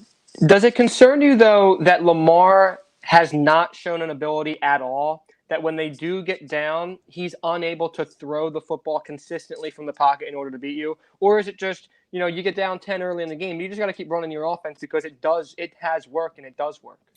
Well, I think if you look at the completion percentages and how Lamar's throwing in the pocket, he's taking a big jump, it doesn't concern me personally at all because there is an improvement there. I mean, I don't think what we've seen against Kansas City when they were down, when he was actually throwing the ball, you were like, oh, that's an awful throw. Oh God, like the guy can't throw the football. He hit Mark Andrews dead in his hands in the end zone. If he catches that ball, it's these these little things that, can, changes the stats, skews everything. And plus, if you're just having him drop back there, or not just him, any quarterback in the league, if they're just going to drop back and you're not doing what they do best, yep. Defense knows what to do. They plan for it. It's not an uncommon opponent. Kansas City was waiting for that game all season. And on the other end of the ball, Kansas City completely, your boy Andy Reid completely, who scored touchdowns? Eric Fisher? Eric Fisher has more touchdown receptions on the season than any Eagles wide receiver. Exactly. That's amazing. And then who's the fullback? Herman? Who's hitching? Anthony Sherman. Yeah. Anthony Sherman. Yeah, I was combining two. That was a heck of a toss there. The underhand toss from Mahomes. Yeah, that's what I'm saying. Like, they're scheming and stuff like that, and it wasn't these guys that were beating them until late. If one thing about Eric Hardman too. Yeah, one thing that you brought up about Fisher too that I thought was who the last number 1 overall pick was to catch a touchdown. They mentioned this on Monday night, but I don't remember who was it. Keyshawn Johnson. That's right. Yeah, that's incredible. Well, it's mostly quarterbacks, right? It's mostly quarterbacks going number 1 overall or defensive linemen. Yeah. I'll put you guys on the spot here. Do you see are you 100% sure that Dwayne Haskins finished this game? No, not at all. I don't think he's a Ron Rivera guy. I never thought he was a Ron Rivera guy. Yeah. I don't think the Redskins would have taken Dwayne Haskins in the first round had the owner not stepped in. I think the owner stepped in and made that pick kind of for them, and I don't think they've ever been comfortable with it. And I think Rivera wants to go a separate direction. I think that's why he brought in Kyle Allen. And we'll see if Alex Smith can play. I'm still not sold Alex Smith, and I love the story. I'm still not sold he's going to be able to play an NFL game. No, I believe it when I see it. No, I don't think he's doing it. Maybe a ceremonial kneel down and he retires maybe at one game this year. But listen, like I said earlier, Kyle Allen is a Rivera guy. Yep. Rivera's setting up Haskins for failure by putting this out there before the toughest defense they face. So listen, the writing's on the wall. Kyle Allen come in, maybe. It's not a bad possibility, but I think Rivera would just let Haskins leave Haskins out there to, hang him out to dry, let him take his beating, and then next week move forward. I'm not sure on the schedule who they have next week, but, I wouldn't be surprised to see Kyle Allen's starting. Robert Wagner saying, quickly go Birds. A friend of yours looks like. Hey, good luck. Good luck on that one. Hey, Ravens are going to win today. Those Birds are going to win. So it's my call of the day. Ravens are going to win today. Look at me. When he said go Birds, he was talking about the Ravens, right? Yeah, no, probably not. Redskins or the football team plays the Rams next week, so the schedule doesn't necessarily get any easier for them. They stink, and they beat the Eagles. Cardinals 2-1 after a loss to Detroit last week. Visit the 1-2 Panthers coming off a win against the Chargers. Cardinals laying 3 over under 51.5. You're gonna see. It sounds like Hopkins and Christopher both will play for Kyler Murray. Listen, I've been on the Cardinals bandwagon from the start. That was a disappointing loss last week. That's a game you got to win. Cost me some money, is what it is. But Tony, you've not been as bullish on the Cardinals as I. Any concern with them coming across country for a 1:00 start against Carolina? Absolutely. Listen, I'm not bullish on them because of what you saw last week, and it's the fact that their defense struggles to make plays at times. And, they played Matt Stafford. And like what I said earlier, Matt Stafford does well against bad defenses, so, what they really need to do is they need to get Kenyon Drake established a little bit more in that offense, kind of balance things out a little bit, especially with Hopkins banged up. Christian Kirk, as you said, is going to play. And, how effective they should be against the Carolina Panthers team. Absolutely. Are there cause for concerns? Not really. I think the talent differential is a little bit too much there on both sides of the football, unless the young players for the Panthers, or who they got, their young defensive end could actually disrupt Murray into a couple turnovers, which he's still a young quarterback as well. This is the game. The only thing I'm touching is the over. I like the over 51.5. I think no matter how said and done, to keep both of these teams at a scoring over 25 points, I think that's going to be a tough one. If I'm not, this is a game I wouldn't bet on. If I did bet, I'd probably lay to 3 uncomfortably, but the only thing I will touch is the over in this game. Just, Robbie Anderson He's been Teddy Bridgewater's favorite target. Mike Davis has shown if he catch the ball out of the backfield a little bit more than he did when he was in college. So it's not going to be an easy one for the Cardinals. Good test for him. Yeah, I think this is a game. I do like the Cardinals in this game, but I think it's a close game. I don't think the Cardinals.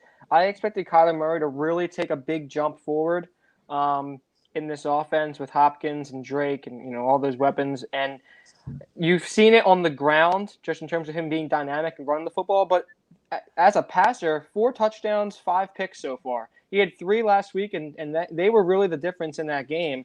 So that's a concern for me. If I'm betting this game, just, is Kyler Murray able to take care of the football? And we have not really seen him be able to do that so far this season. But I do think against this Carolina defense, which is shown to be, pretty poor, I think this is a game that Kyler is able to get back on track, take care of the ball, make good decisions, and they're able to win this game. I do like them to cover. I think it's like a 28-24 type of game because I don't think the Cardinals defense is good enough, to just blow them out. But I think the Cardinals win. I agree. I think the line's spot on. It's a field goal game, but they find a way to win because they're the better team, which with much better quarterback, better tools around them. They're healthy for the most part. So I mean, again, if McCaffrey's playing, I might think differently, but yeah. I'm fine with Arizona here. I think the line's like right on though, so I don't think it's really, if you pick a side, but I guess I lean Arizona in that case. I think it's also Matt Rule who chose to go to Carolina. He chose to go to Carolina over New York, and that's the Jets. So I think that's really telling Giants, you something. Actually. I'm pretty sure he was supposed to go to the Giants. Yeah, that tells you where those two franchises are. Talk about the pit of misery. The 0-3 Minnesota Vikings at the 0-3 Houston Texans. The Texans are actually favored in this game by 3.5. The over-under is 53.5. Bill O'Brien, who's shown a propensity to be really a good general manager, he's going to take on more play calling. Apparently that's seen some more success. Sure. Okay.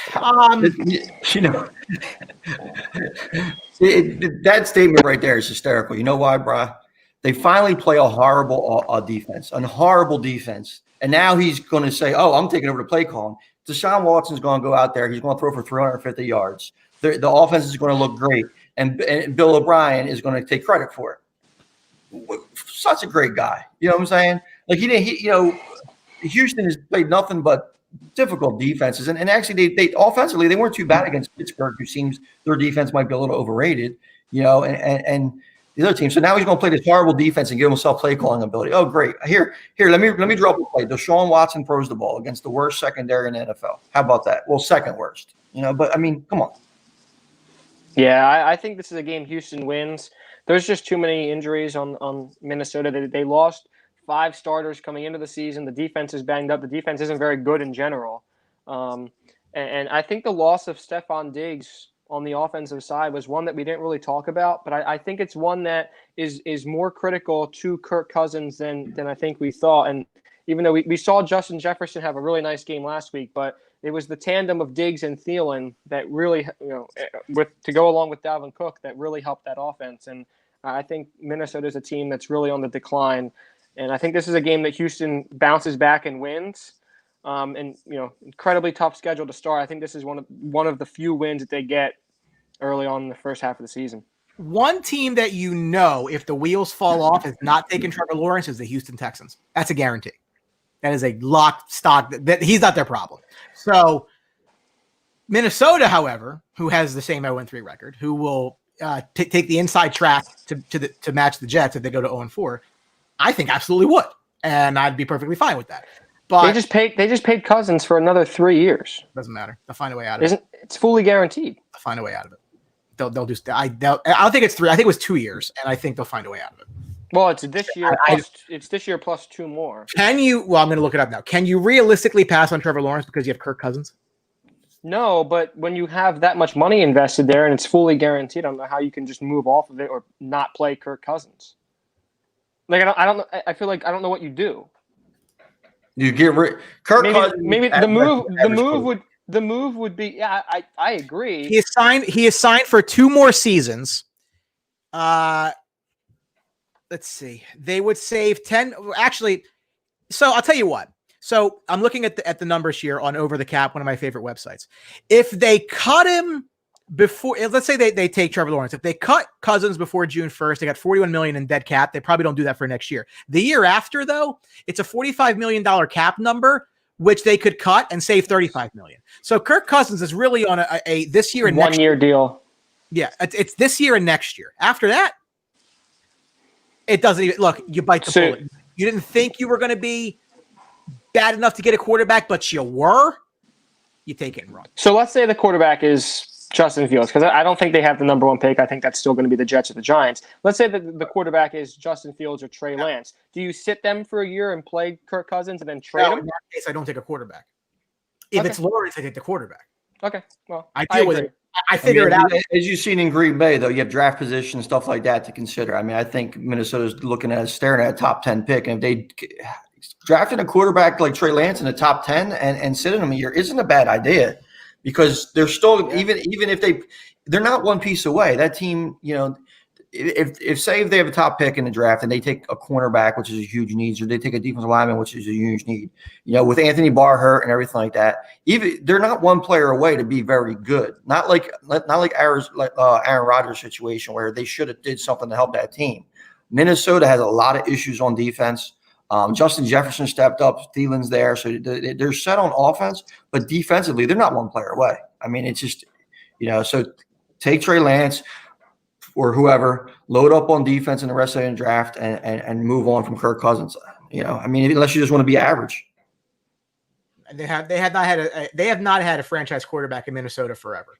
It feels like it's forever. I don't think he had Favre there where that was towards the twilight of his career. Kirk Cousins ain't that guy. They haven't had one. I mean, they drafted Dante Culpepper. That did not really work out overly well. I mean, again, set yourself up.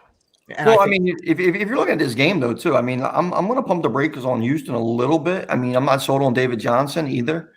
He had one good game. He looked good. Then he kind of disappeared. I mean, it should be a good game for Watson.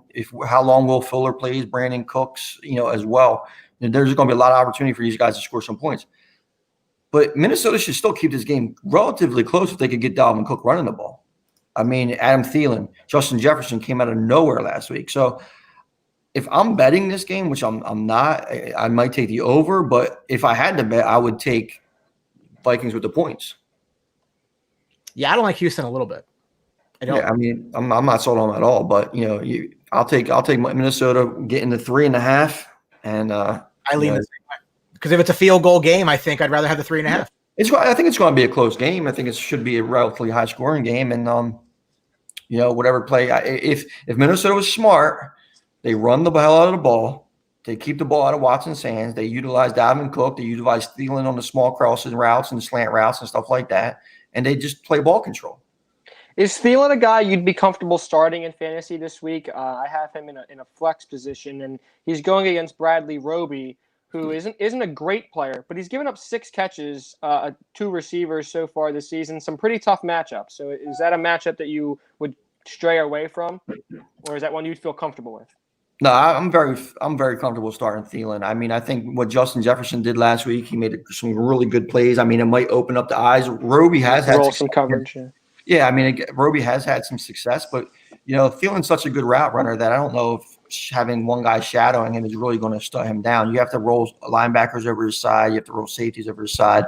And now Justin Jefferson is getting him some production, which had to be seen. I mean, listen, some receivers out there had some great games, especially rookie year.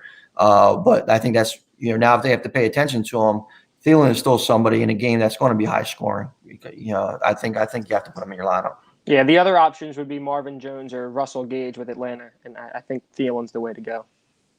He's the safest. I mean, because you're talking about two. He's the clear number one, but the other two are not. So, and both they all have good matchups.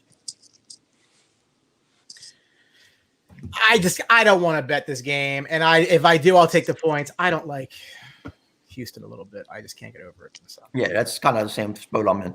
I like Houston just because of the quarterback, and I think he makes enough plays, and they win by 4 or 5. Hey, Rich, how you doing? We're moving to the Bills game in a couple games. We got 2 more ahead of it, but right now we're talking about the Giants at 4:05, 0-3, pit of misery, going up against the Los Angeles Rams, a heavy underdog in this game. Rams minus 13.5, over under is 48. They are my survivor pick this week. The Rams comeback attempt last week in Buffalo fell short. But Tony, the one thing that told me about them is that they could take a hit and come back. Now, they didn't finish it. They took the lead and they did blow it right at the end, but they were down a lot against a good Buffalo team. They were able to find their way back into a game on the road, even though it's an empty stadium. So I think the Rams are better than I thought they were coming in this season. Yeah, I mean, I think anytime you have that offense with Sean McVay and all those weapons with Woods, Kupp, Higbee, Darrell Henderson has looked good. I mean, it's hard to count them out. And when you're playing now, Buffalo's defense looks like it's a tad overrated right now because they can't stop the run at all with the injuries that they had. You're looking at a Giants team that they can't stop anything. They can't stop the run. They can't stop the pass. I mean, they're going to be able to do whatever they want with them. Jabril Peppers is out today, who's pretty much the only dynamic playmaker that the Giants have on the defensive side of the ball, besides Leonard Williams. So, I mean, I see no way, shape, or form that the Giants are going to be competitive. And Daniel Jones has regressed a little bit as far as his accuracy and playmaking from last year. I don't know if this is a game where you're going to actually see him get ready, get better with when you have Aaron Donald chasing him and Jalen Ramsey out there trying to pick off the passes without a clear number one receiver either. So fairly confident Rams win, Rams cover, and it doesn't look good for New York Giants on the way back to the Meadowlands. Yeah, I like the Rams here a lot. I think the Rams, I actually picked them. I was one of the lone people in the group who I actually picked three teams in the NFC West to make the playoffs. The Rams and the Cardinals were the two after Seattle. I really like the Rams with their offense. I think Sean McVay is really, really smart in terms of his play calling, his play designs, the ability to use Goff, get the most from him. And I don't like the Giants at all when it comes to offense, defense. There's no Saquon Barkley to hit a home run there. You don't have great receivers, Slayton, Tate. I know Shepard. I think Shepard's out. I think Evan Ingram's been a really big disappointment for the Giants, really his entire career, whether it be health. You know how we say, yeah. You know what, Brandon? You know how we say every week that the Jets stink. Yeah. You can say Evan Ingram has been a disappointed every week. I mean, it's like, okay, he might. When is the one time a season that he actually shows up? Yep, it's amazing. I mean, he was a first-round pick. I think a lot of people were high on him as a pass catcher, and he just has not been able to live up to that at all. He's been a huge disappointment there. And with no Saquon, I don't think there's any chance that the Giants really can even score points. I think this is a huge blowout. 13.5 really, to me, seems low. I think the Rams win by at least 20. I don't see that because I think the Rams score 27 plus, and I don't think the Giants get more than 10. I'll give the Giants a little bit of credit on this. Is that what they've seen? They've been overmatched pretty much almost every week. I don't see much quit in them, though. I mean, against the Bears game, they came back strong after being down big. So they don't have that give up in them. Daniel Jones, Danny Dimes, whatever the hell you want to call him, he isn't the best quarterback he's going to be right now. But at the same time, I think they're still going to be competitive. They might get blown out, but they're still going to go out there and give it a good effort. The opening question that we had on the show was, would the Jets take Lawrence over Darnold? I think the same could be asked here. I'd actually be quicker to pull the trigger here on Lawrence over Daniel Jones, because I haven't seen anything from Daniel Jones to tell me that he's a guy I can build around. And I think we've seen some flashes with Darnold. I haven't seen anything from Daniel Jones. I would move on rather quickly.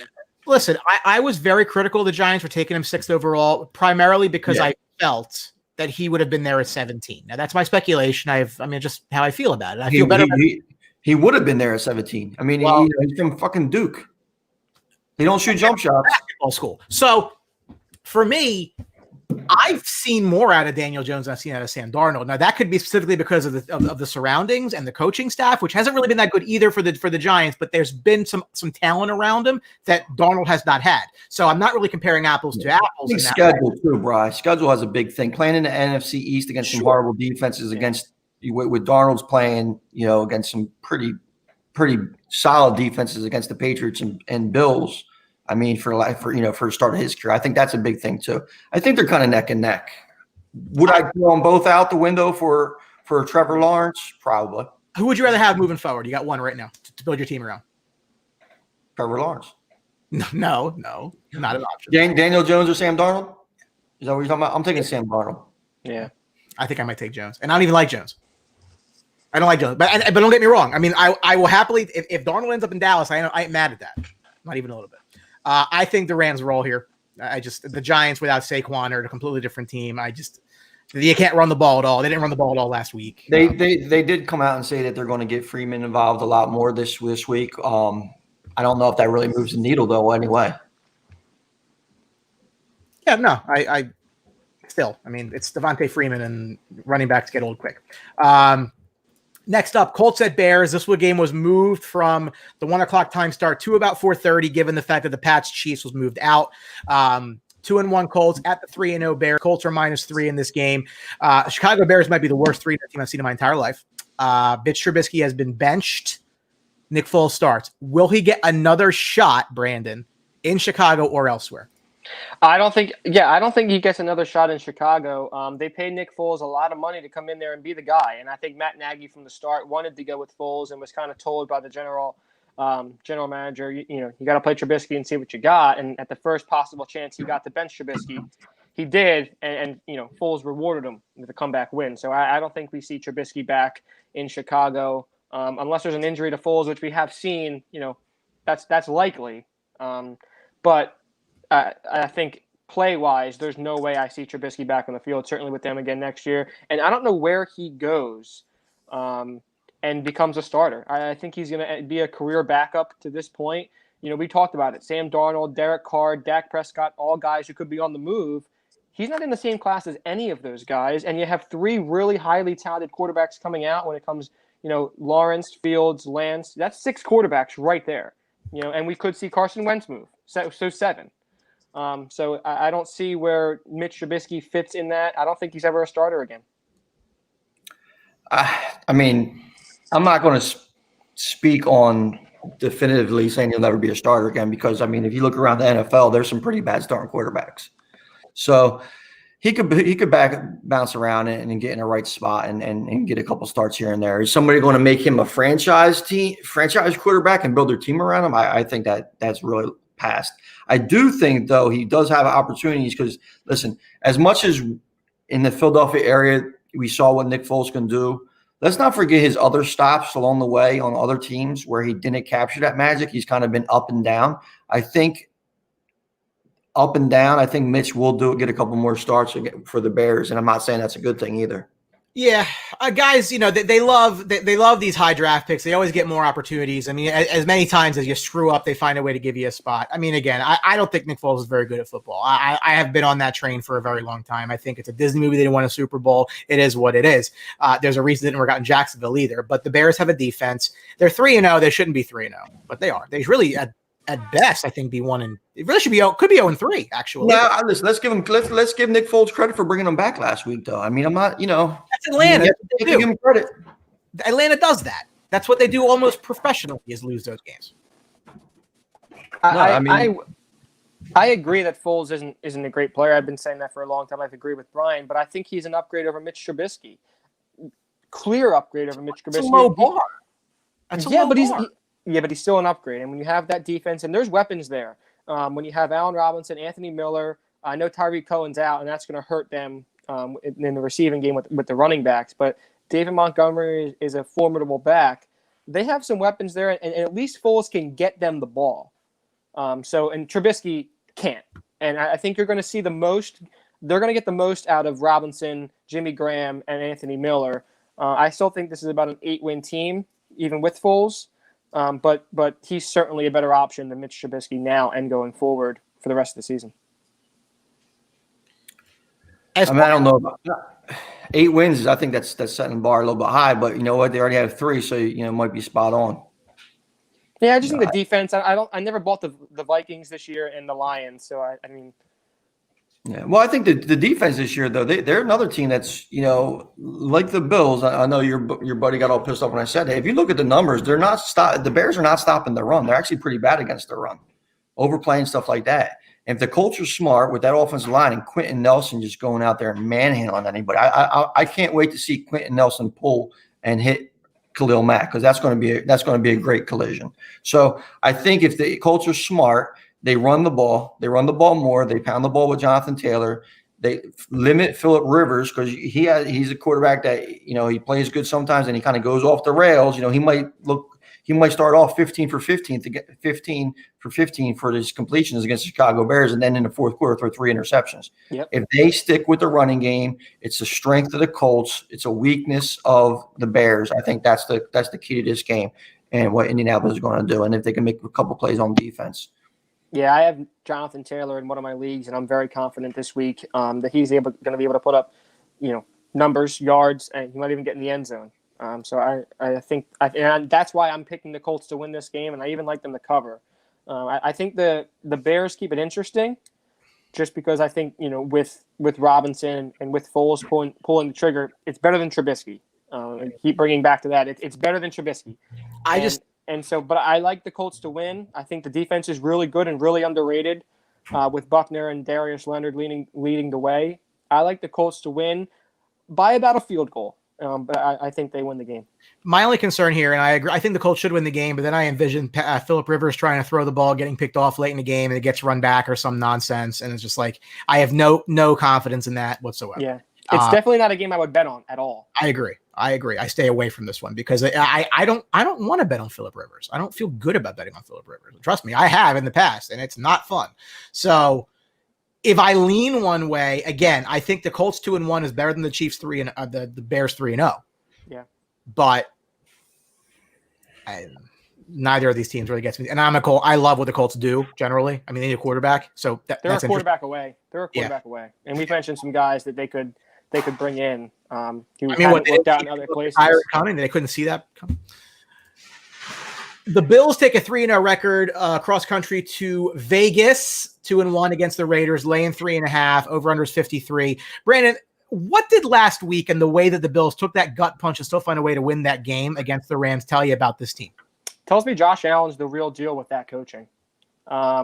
He came in there. He was really a raw prospect. He had really big accuracy issues in college, had him in year one. But the Bills did everything right. They brought in 2 wide receivers that gave him stability with John Brown and Cole Beasley, security blanket in Beasley, and John Brown who can take it over the top. They brought in a running back in Devin Singletary. They built everything around Josh Allen. They let him run. He's really their best running back, especially down at the goal line. And they play good defense. And then this year they bring in Stephon Diggs, who added another element to that offense, gave them the star at the receiver position. So it tells me that the Bills have built this team the right way. They've given Josh Allen all of the right pieces, and he's taken the coaching. He's done a fantastic job developing. And I think the Bills are a team that could compete in the AFC. I think you put them right behind the Ravens and the Chiefs. I think it's the Chiefs, way ahead of everyone, but then I think it's the Ravens and the Bills right there. And I think that'd be an interesting playoff game. And I think the Bills are a team that are going to win. They're going to win this division. Last week told me that Josh Allen is the real deal. And I think they're a team that's going to fight for 12, 13 wins. They're going to be in the conversation for number 1 seed in that. Tony, what it showed me is that they can win a bunch of different ways. So they beat the Jets pretty handily in week 1 as expected. They went into Miami. They struggled with a team that were better than. I think Brandon's put his iPad down there. Struggled with a team that they were better than, but found a way to win the game. And then they go out to a lead. They lose that lead, and they still find a way to win. And what's interesting about that is that's a learning thing, right? Like they can, every time the rest of the year that they have a lead like that, Sean McDermott can walk up and down the sideline and say, remember the Rams. Remember the Rams. Do not take your foot off the gas and let this team back in the game because they almost lost this one as a result. Yeah, I mean, I think you're right. I think one of the things that it looked like that, I think Brandon's back with us. Thanks for joining us again, Brandon. Listen, I think one thing that these games showed you early in the season is that Josh Allen has that it factor. He's a gamer. In the playoffs last year, he made some boneheaded mistakes, but it's not for lack of effort. So once he improved upon those mistakes, you're seeing him in the MVP conversation. They have to in this game today, they're going to have to stop Josh Jacobs. They're out to stop Darren Waller. And I think the Patriots gave them a good game plan on how to contain Waller, who really had no targets last year. But they did struggle, to stop Darrell Henderson last week. And that was what a big part of the Rams' comeback. But, now you're seeing the progression of Josh Allen into turning from, a good prospect to actually a good quarterback, making the better throws. And, like Brandon said, Cole Beasley, John Brown was right step in direction, and then he added Stephon Diggs.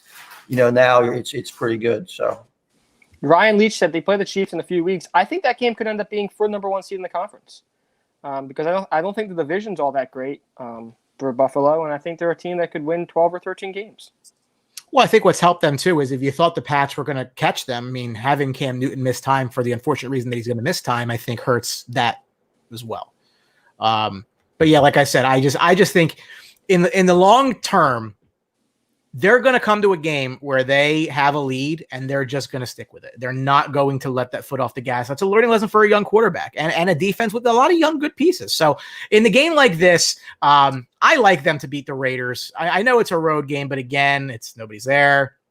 I think the Raiders are a touch fraudulent. I don't really, it's going to be a big Josh Jacobs game. And I don't necessarily know that really works because I think the Bills run defense is pretty good. So I don't see like a, Tony, I can't. They're the Bills run defense right now. Last week they showed. I mean, they've been struggling. So I mean, if you look at the numbers, they're not, and this could be a little bit surprise. I mean, traditionally yes, but with some of the stuff that's going on with injury concerns and getting everybody to gel once they're back healthy, Josh Jacobs might have success today. I wouldn't be surprised if the Raiders beat the Saints at home. No reason why they wouldn't be able to upset the Bills. Game I'm not betting, but I think it's going to be a tough competitive game. Yeah, I had mentioned about 2 weeks ago on my show with Matt on Point, I felt like of all the 2-0 teams at the time, the Raiders were the one that I had no confidence in going forward. I think there's something about the Raiders that I can never really buy into because the defense and the offense, when you look at on paper, they should be better than they are. And it still seems like they stagger and they stutter a lot. So I think this is a game the Bills win. I don't trust the Raiders going forward. And when you know that you're playing for second place in a division, it's incredibly tough because, I mean, the Raiders, the Chargers, the Broncos, they're in the same boat that the Jets, the Dolphins, and the Bills were for years. I mean, they're playing every year for second place in that division. It's a tough place to be, and you have a big mountain to climb there. Well, if you look at Derek Carr last year too, I mean, he completed 70% of his passes, and all Gruden wants to do is replace him, and that offense was nothing special. Now, I believe Ruggs is still out, so there's not much to stretch the defense, So I mean, and Tyrell Williams is out as well. He's another one of their top receivers. Yeah, he was supposed to move in the starting lineup too. So I mean, big Hunter Renfrow game if you're depending on him for daily fantasy or something like that. I do like the Bills. I think the Bills win the game. I'm just not a believer. I'm like you, Brandon. I'm not really a believer in the Raiders, which you wouldn't know for one of my fantasy teams, which has Jacobs and Waller. The Sunday night game, the 0-2-1 Philadelphia Eagles visit the 2-1 San Francisco 49ers. Niners laying 7.5. Actually, it's old. I think I just saw 9 when I was looking around. The over-under was 45.5 for both teams. Everybody's hurt. Everybody's hurt. I mean, really, look at the Eagles' injury report. It literally lists like everybody. And from a San Francisco point of view, a lot of big names: Bosa, Solomon Thomas, Jimmy Garoppolo. Samuel comes back. Let's stop the narrative about the Eagles with all these injuries because, they do have some guys that are banged up. But if you look across the field, the 49ers have much more impactful injuries, and they're still a 7.5-point favorite. So that shows you all you need to know about where this Eagles team is.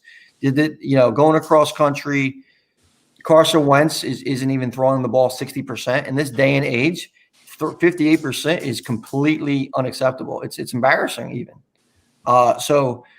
And now you're a 7.5-point underdog to a team that doesn't have a starting quarterback, doesn't have a starting running back, doesn't have their best defensive player.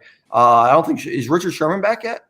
I don't believe so. So we're talking about Garoppolo, Sherman, Bosa, Solomon Thomas. These are big names.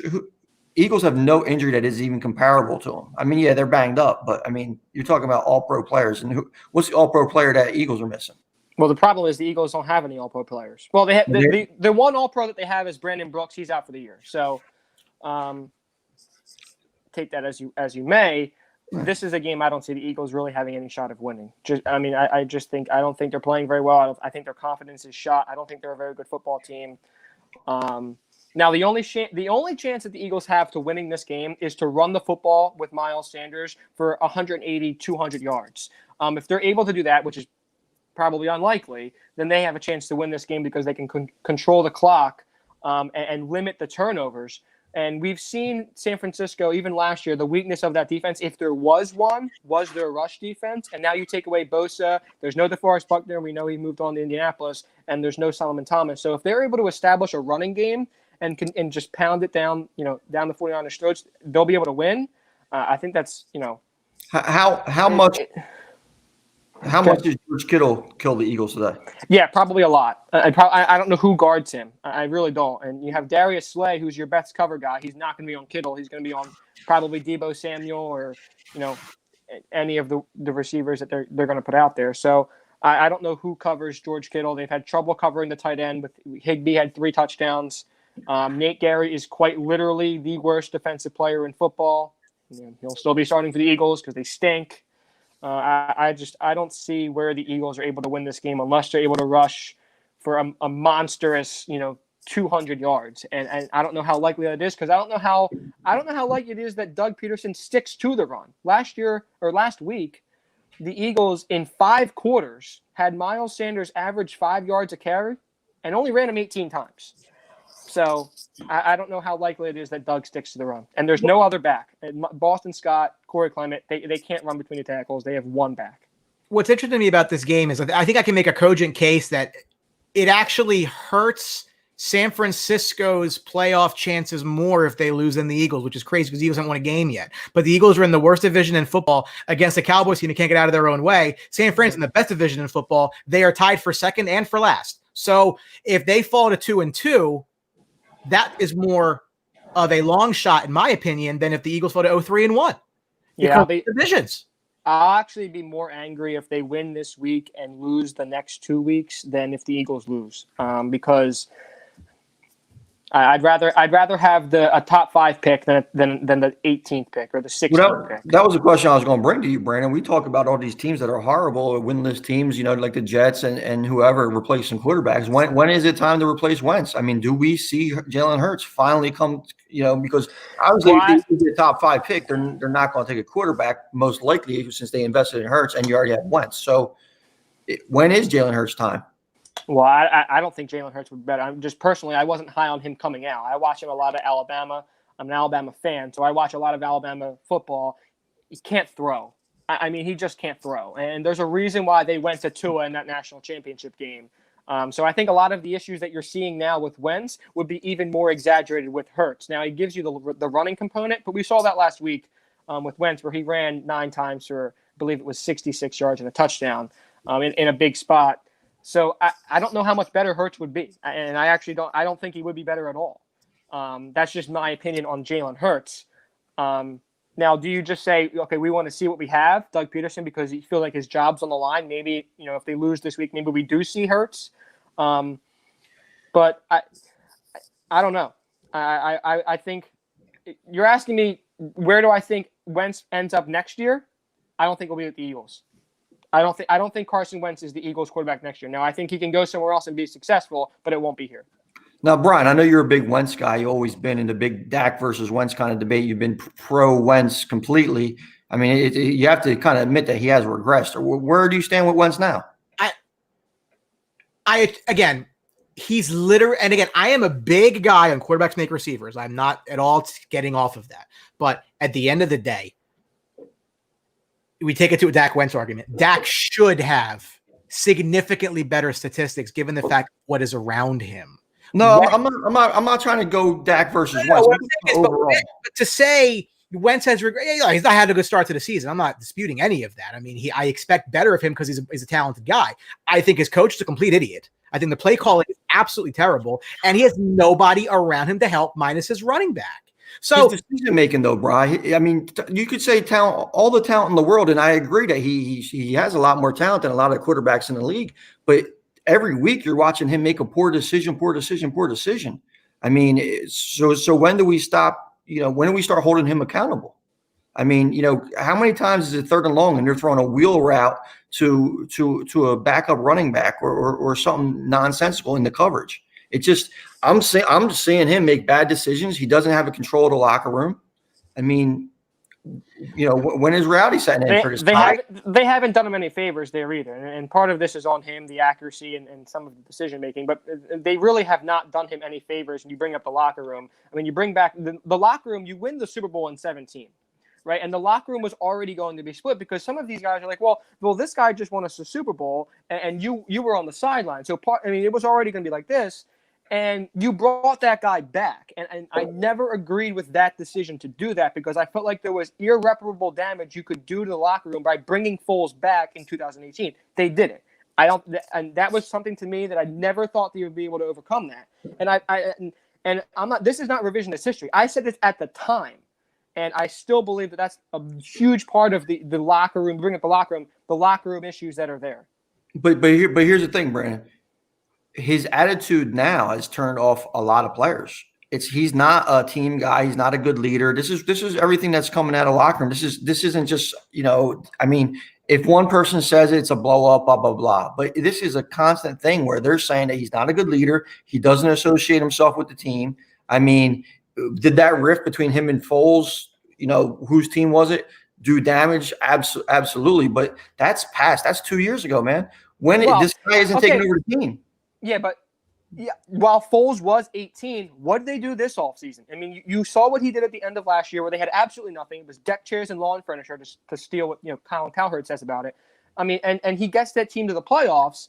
And what do you do in round 2? And you say, okay, you need to get some wide receivers in here, a corner, and really upgrade this roster around Wentz. What do? They draft a quarterback in round 2. They do it to him again. And it's just they haven't helped him out there at all. And part of it, look, I'm not absolving Carson from blame, totally, but a lot of this is the structuring of the roster and the way that they've handled this situation. I think it's been poor from the start. I was on this at the end of 17 going into 18, and I never believed that the Hurts pick was a smart pick. You already paid the guy, so you already believe in him for at least this year and next year, just based on the contract. So he's your guy. And you have to put everything around him to make it work, and they haven't done that. And I don't think that they've done a good job building this team. Their drafting has been abysmal. It's been really poor. They have 2 players helping them, and that's Dallas early Goedert, picks getting Goddard's out. Listen, no one is saying everything you said is absolutely correct. But the biggest fan of Carson Wentz and the biggest supporter of Carson Wentz the last year and a half has been Dan Orlovsky in the national media. Last year, he was literally getting on both knees, and it was a bukkake fest where Orlovsky was coming out with these videos supporting Carson Wentz, saying how good he is. This year, if you see what Orlovsky is saying about him, sole reason why they lost Carson Wentz. I believe that was week 1. He said he was the reason they lost. He was not good. And he hasn't gotten better. I'm not absolving him of the blame for the first 3 weeks because I don't think he's played well. But I think that a big part of this is the players that they put around him and the situations that they put him in. And I do think that's affected his play. I look at the quarterbacks and the teams in the league who the last 2 or 3 years have been ascending and the quarterbacks who have been descending. And there's a theme here. The quarterbacks who have been ascending, just in terms of numbers and their productivity, Dak Prescott, Patrick Mahomes, Russell Wilson, Kyler Murray, Josh Allen, and I'll even throw another one, Tom Brady. Goes to the Bucs. Jared Goff. And they don't even look like they should be even the same round. Jared Goff looks so much better than him. And then I'll go to the quarterbacks who have been descending the last year or two. It's Carson Wentz, Deshaun Watson to start this season, Drew Brees, Sam Darnold. All of them, the ones who are descending, have no weapons. Carson Wentz. Drew Brees has no weapons? He's 0-2 without Michael Thomas. Yeah, but still he has weapons. Kamara's a weapon. I mean, Jared Cook's a weapon. Sanders' a weapon. He just can't get him to throw the ball. He's ineffective. Part of Drew Brees' that's age. I mean, you can't compare their situations. Part of Drew Brees' dissension this season has been due to the fact that they don't have Michael Thomas. Part of the reason that the Texans are 0-3 due to the fact that they don't have DeAndre Hopkins. Sam Darnold, we already went through that. Carson Wentz, it's the same thing. And the quarterbacks that I mentioned who are ascending, they've all gone out and gotten receivers. Patrick Mahomes wins the Super Bowl last year. Their offense is the best in football. What do? They draft a running back in the first round. Yeah, but no one's saying Deshaun Watson is descending. The team is descending, but Deshaun Watson no one's blaming him for the losses. People are directly equating losses to Carson Wentz. So I don't think Watson is descending. I don't think Drew Brees is descending. Obviously, he is descending because of age and stuff like that, but it's not because of his weapons. I just want to know. I just want to know when Carson Wentz is going to be held accountable and stop making excuses for him. Well, I don't think he's going to be here next year. And I think it's going to be because. But you don't think Hurts is the answer? No, I don't. I don't think Philadelphia. I don't think Hurts is the answer, and I never felt like Hurts even coming out of the draft. I think I watched him in college and felt like he was a less accurate version of Dak Prescott, who's slightly more athletic. That's what I got. Here's the problem. I think we are in a period of time where I think the GM's got to go. I think the coach has to go. I think those two are actually larger problems than the quarterback. And then after that, I don't know. I don't know if the new guy comes in and keeps the quarterback or likes the other guy that took in the second round. So, but the grace period of the Super Bowl is over. These guys have to go. The results have been terrible. I think they're under 500 since the Super Bowl now. So that's not a recipe for success. For me, San Fran wins this game. They're probably going to cover the 9 points, even though it's Nick Mullins. I think the Eagles are just a disaster. Nick Mullins looks like a starter. He looks really good, and he was good. You know what that tells you, Brandon? How good the Niners are and how bad Jimmy is. It's how good the coach is. But everything else, okay. So stick Carson Wentz in San Francisco; they're undefeated. If that's the case. Well, I agree there. We're going to run quick through the last 2 games from Monday night, obviously, because we're getting close to 1:00. There was a rescheduled game. The Pats 2-1 are visiting the 3-0 Chiefs. Chiefs laying 11 against no Cam Newton. Is that game on the board officially again? It is now on over under 50. Rescheduled game. Listen, we're all going to say Kansas City is going to win. The question is, do they cover the 11 points? I think it's a low line, actually, with Brian Hoyer. Yeah, that's what I'm saying. Belichick was a little slow to announce the quarterback who was going to play too. So if it's going to be Hoyer, then I don't see any way that they could. This is going to be a track meet, and it's going to be a one-sided race, and it's going to be Kansas City. I can't see Patriots generating any offense to stay up with the Chiefs. Yeah, I think this is a game where I didn't even like the Patriots coming into this game, even with Cam Newton. I just felt like the Chiefs would have too much. And I didn't think the Patriots were able to keep up and score. But now with Cam, you take away that running component, and the only chance that the Patriots had was run the football, run the clock, burn the clock, let Cam Newton make some plays with his legs. You don't have that anymore, and it's Brian Hoyer or Jarrett Stidham, who neither of which are very mobile. So this is a game I think the Chiefs. Now I think it's close. Stidham's mobile. Stidham's mobile. He's not a running quarterback in a traditional sense, but if you want to call a guy like Carson Wentz kind of mobile, then Stidham has some decent mobility. Yeah, but he's not Cam Newton. He's not a running quarterback. Is more of what I was getting at there. So I think they might keep it close early just because of Bill. But I think in the end, Mahomes and they figure it out and they pull away late. And I think this is a 15-16 point win, something like a 31-16 type of game. That's kind of how I foresee it to be. And I think Patrick Mahomes, this is a game where after it we go, he might be the MVP again. Chiefs and go to sleep. Last game on Monday night, the Atlanta Falcons, who love blowing leads, 0-3, go to Green Bay against the 3-0 Packers. Packers laying 7, over under 56.5. Green Bay for Devontae Adams is questionable, but should play from everything that you hear. Alan Lazard will not, core muscle injury. Falcons stink. Green Bay is good. I'm laying the 7, and I'm not really too concerned about it because at the end of the day, Aaron Rodgers is a bad man, right? And I think that this is probably the best team in the NFC right now. Over Seattle, frankly, because I think their defense is a touch better. And I think Atlanta's in just a death spiral. Yeah, I mean, their whole wide receiving core is banged up for the most part. There's questions about Ridley, Julio Jones playing. There's questions about Russell Gage, who's supposed to be playing, from the concussion. But they're all banged up. The running game is completely – I don't know if it's non-existent or they don't really know what they're doing with it. With Todd Gurley, now it's a Brian Hill, almost 50-50 split. And the Packers are just too good right now. I think it's a bad time to play the Packers. You know what I'm saying? Sometimes you play the right team at the right time. This is the wrong team to play at the wrong time. I think Falcons will be able to put up some points with them. That's why you see the over/under is so high. I think they are going to be able to run a little bit with them, but at the end of the day, I think Packers win by 10, maybe 14 points. I agree. I'm not even concerned about it. In fact, what's actually interesting is if you like betting money lines, if you were to put together just from 4 o'clock on, you put together the Rams, the Niners, the Chiefs, and the Packers, you're probably at plus money there. True that. And that's always a good thing, right? I think that. I think this is when we come away from finally getting it. Can you hear me? You're breaking up a little bit. Yeah. You got to put another quarter in your internet connection, Brandon.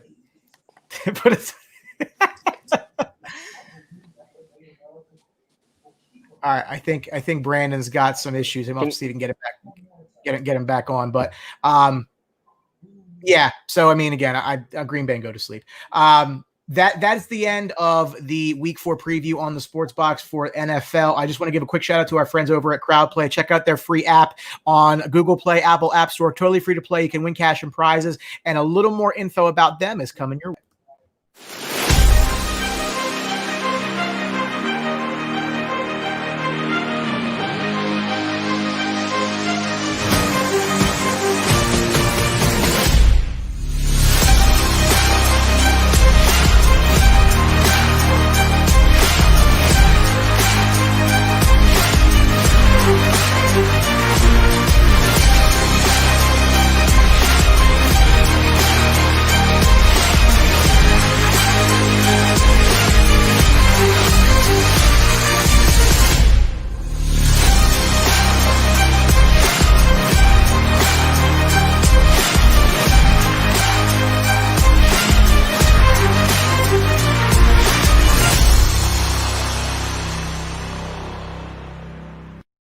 Crowd Play. Love those guys. Check them out. Early on in this week, couple big shows as we kick off the week. Monday night, former Major League Baseball pitcher Mitch Williams joins the Unsportsmanlike Conduct Show with Mike and Paul. Check that out, 7 p.m. And then Tuesday is all hockey, all the time. First round of the NHL draft from 7 o'clock on. Guys from the team will be on going over every pick. It's going to be a lot of fun. If you're a hockey fan, do not miss it. One of our favorite shows of the year. And then we'll pick up regular schedule on Tuesday with your smiling face talking a little basketball. If the finals aren't over by then. The finals are over. Low ratings, but it is what it is. It's too predictable. Right, I put that parlay in. You like that? Plus 125. I think I have to send it to you. Plus 125. I got a bunch of money lines today. I might lose like $500. I don't even care. If as long as L goes win, I might be very, very well. So college kicked my ass last night. Yeah. On behalf of the boys, Brandon who left, Tony Quigley, thanks for watching the preview today. We appreciate that. Make sure you give us a like, follow on the Sportsbox page at Sportsbox Show on Facebook, at Sportsbox Show on Twitter, at The Sportsbox Show on Instagram. Follow us on YouTube. Join Outside the Box, our sports discussion program. And let's go Cowboys. Let's get a goddamn win today for the love of God. I'll see you, bud. See you, man.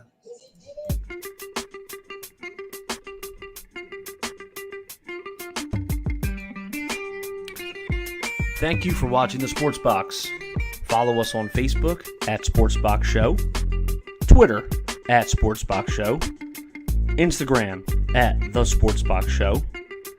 Find us on YouTube and join Outside the Box, our Facebook sports discussion group. The Sports Box is brought to you by our friends at Crowd Play.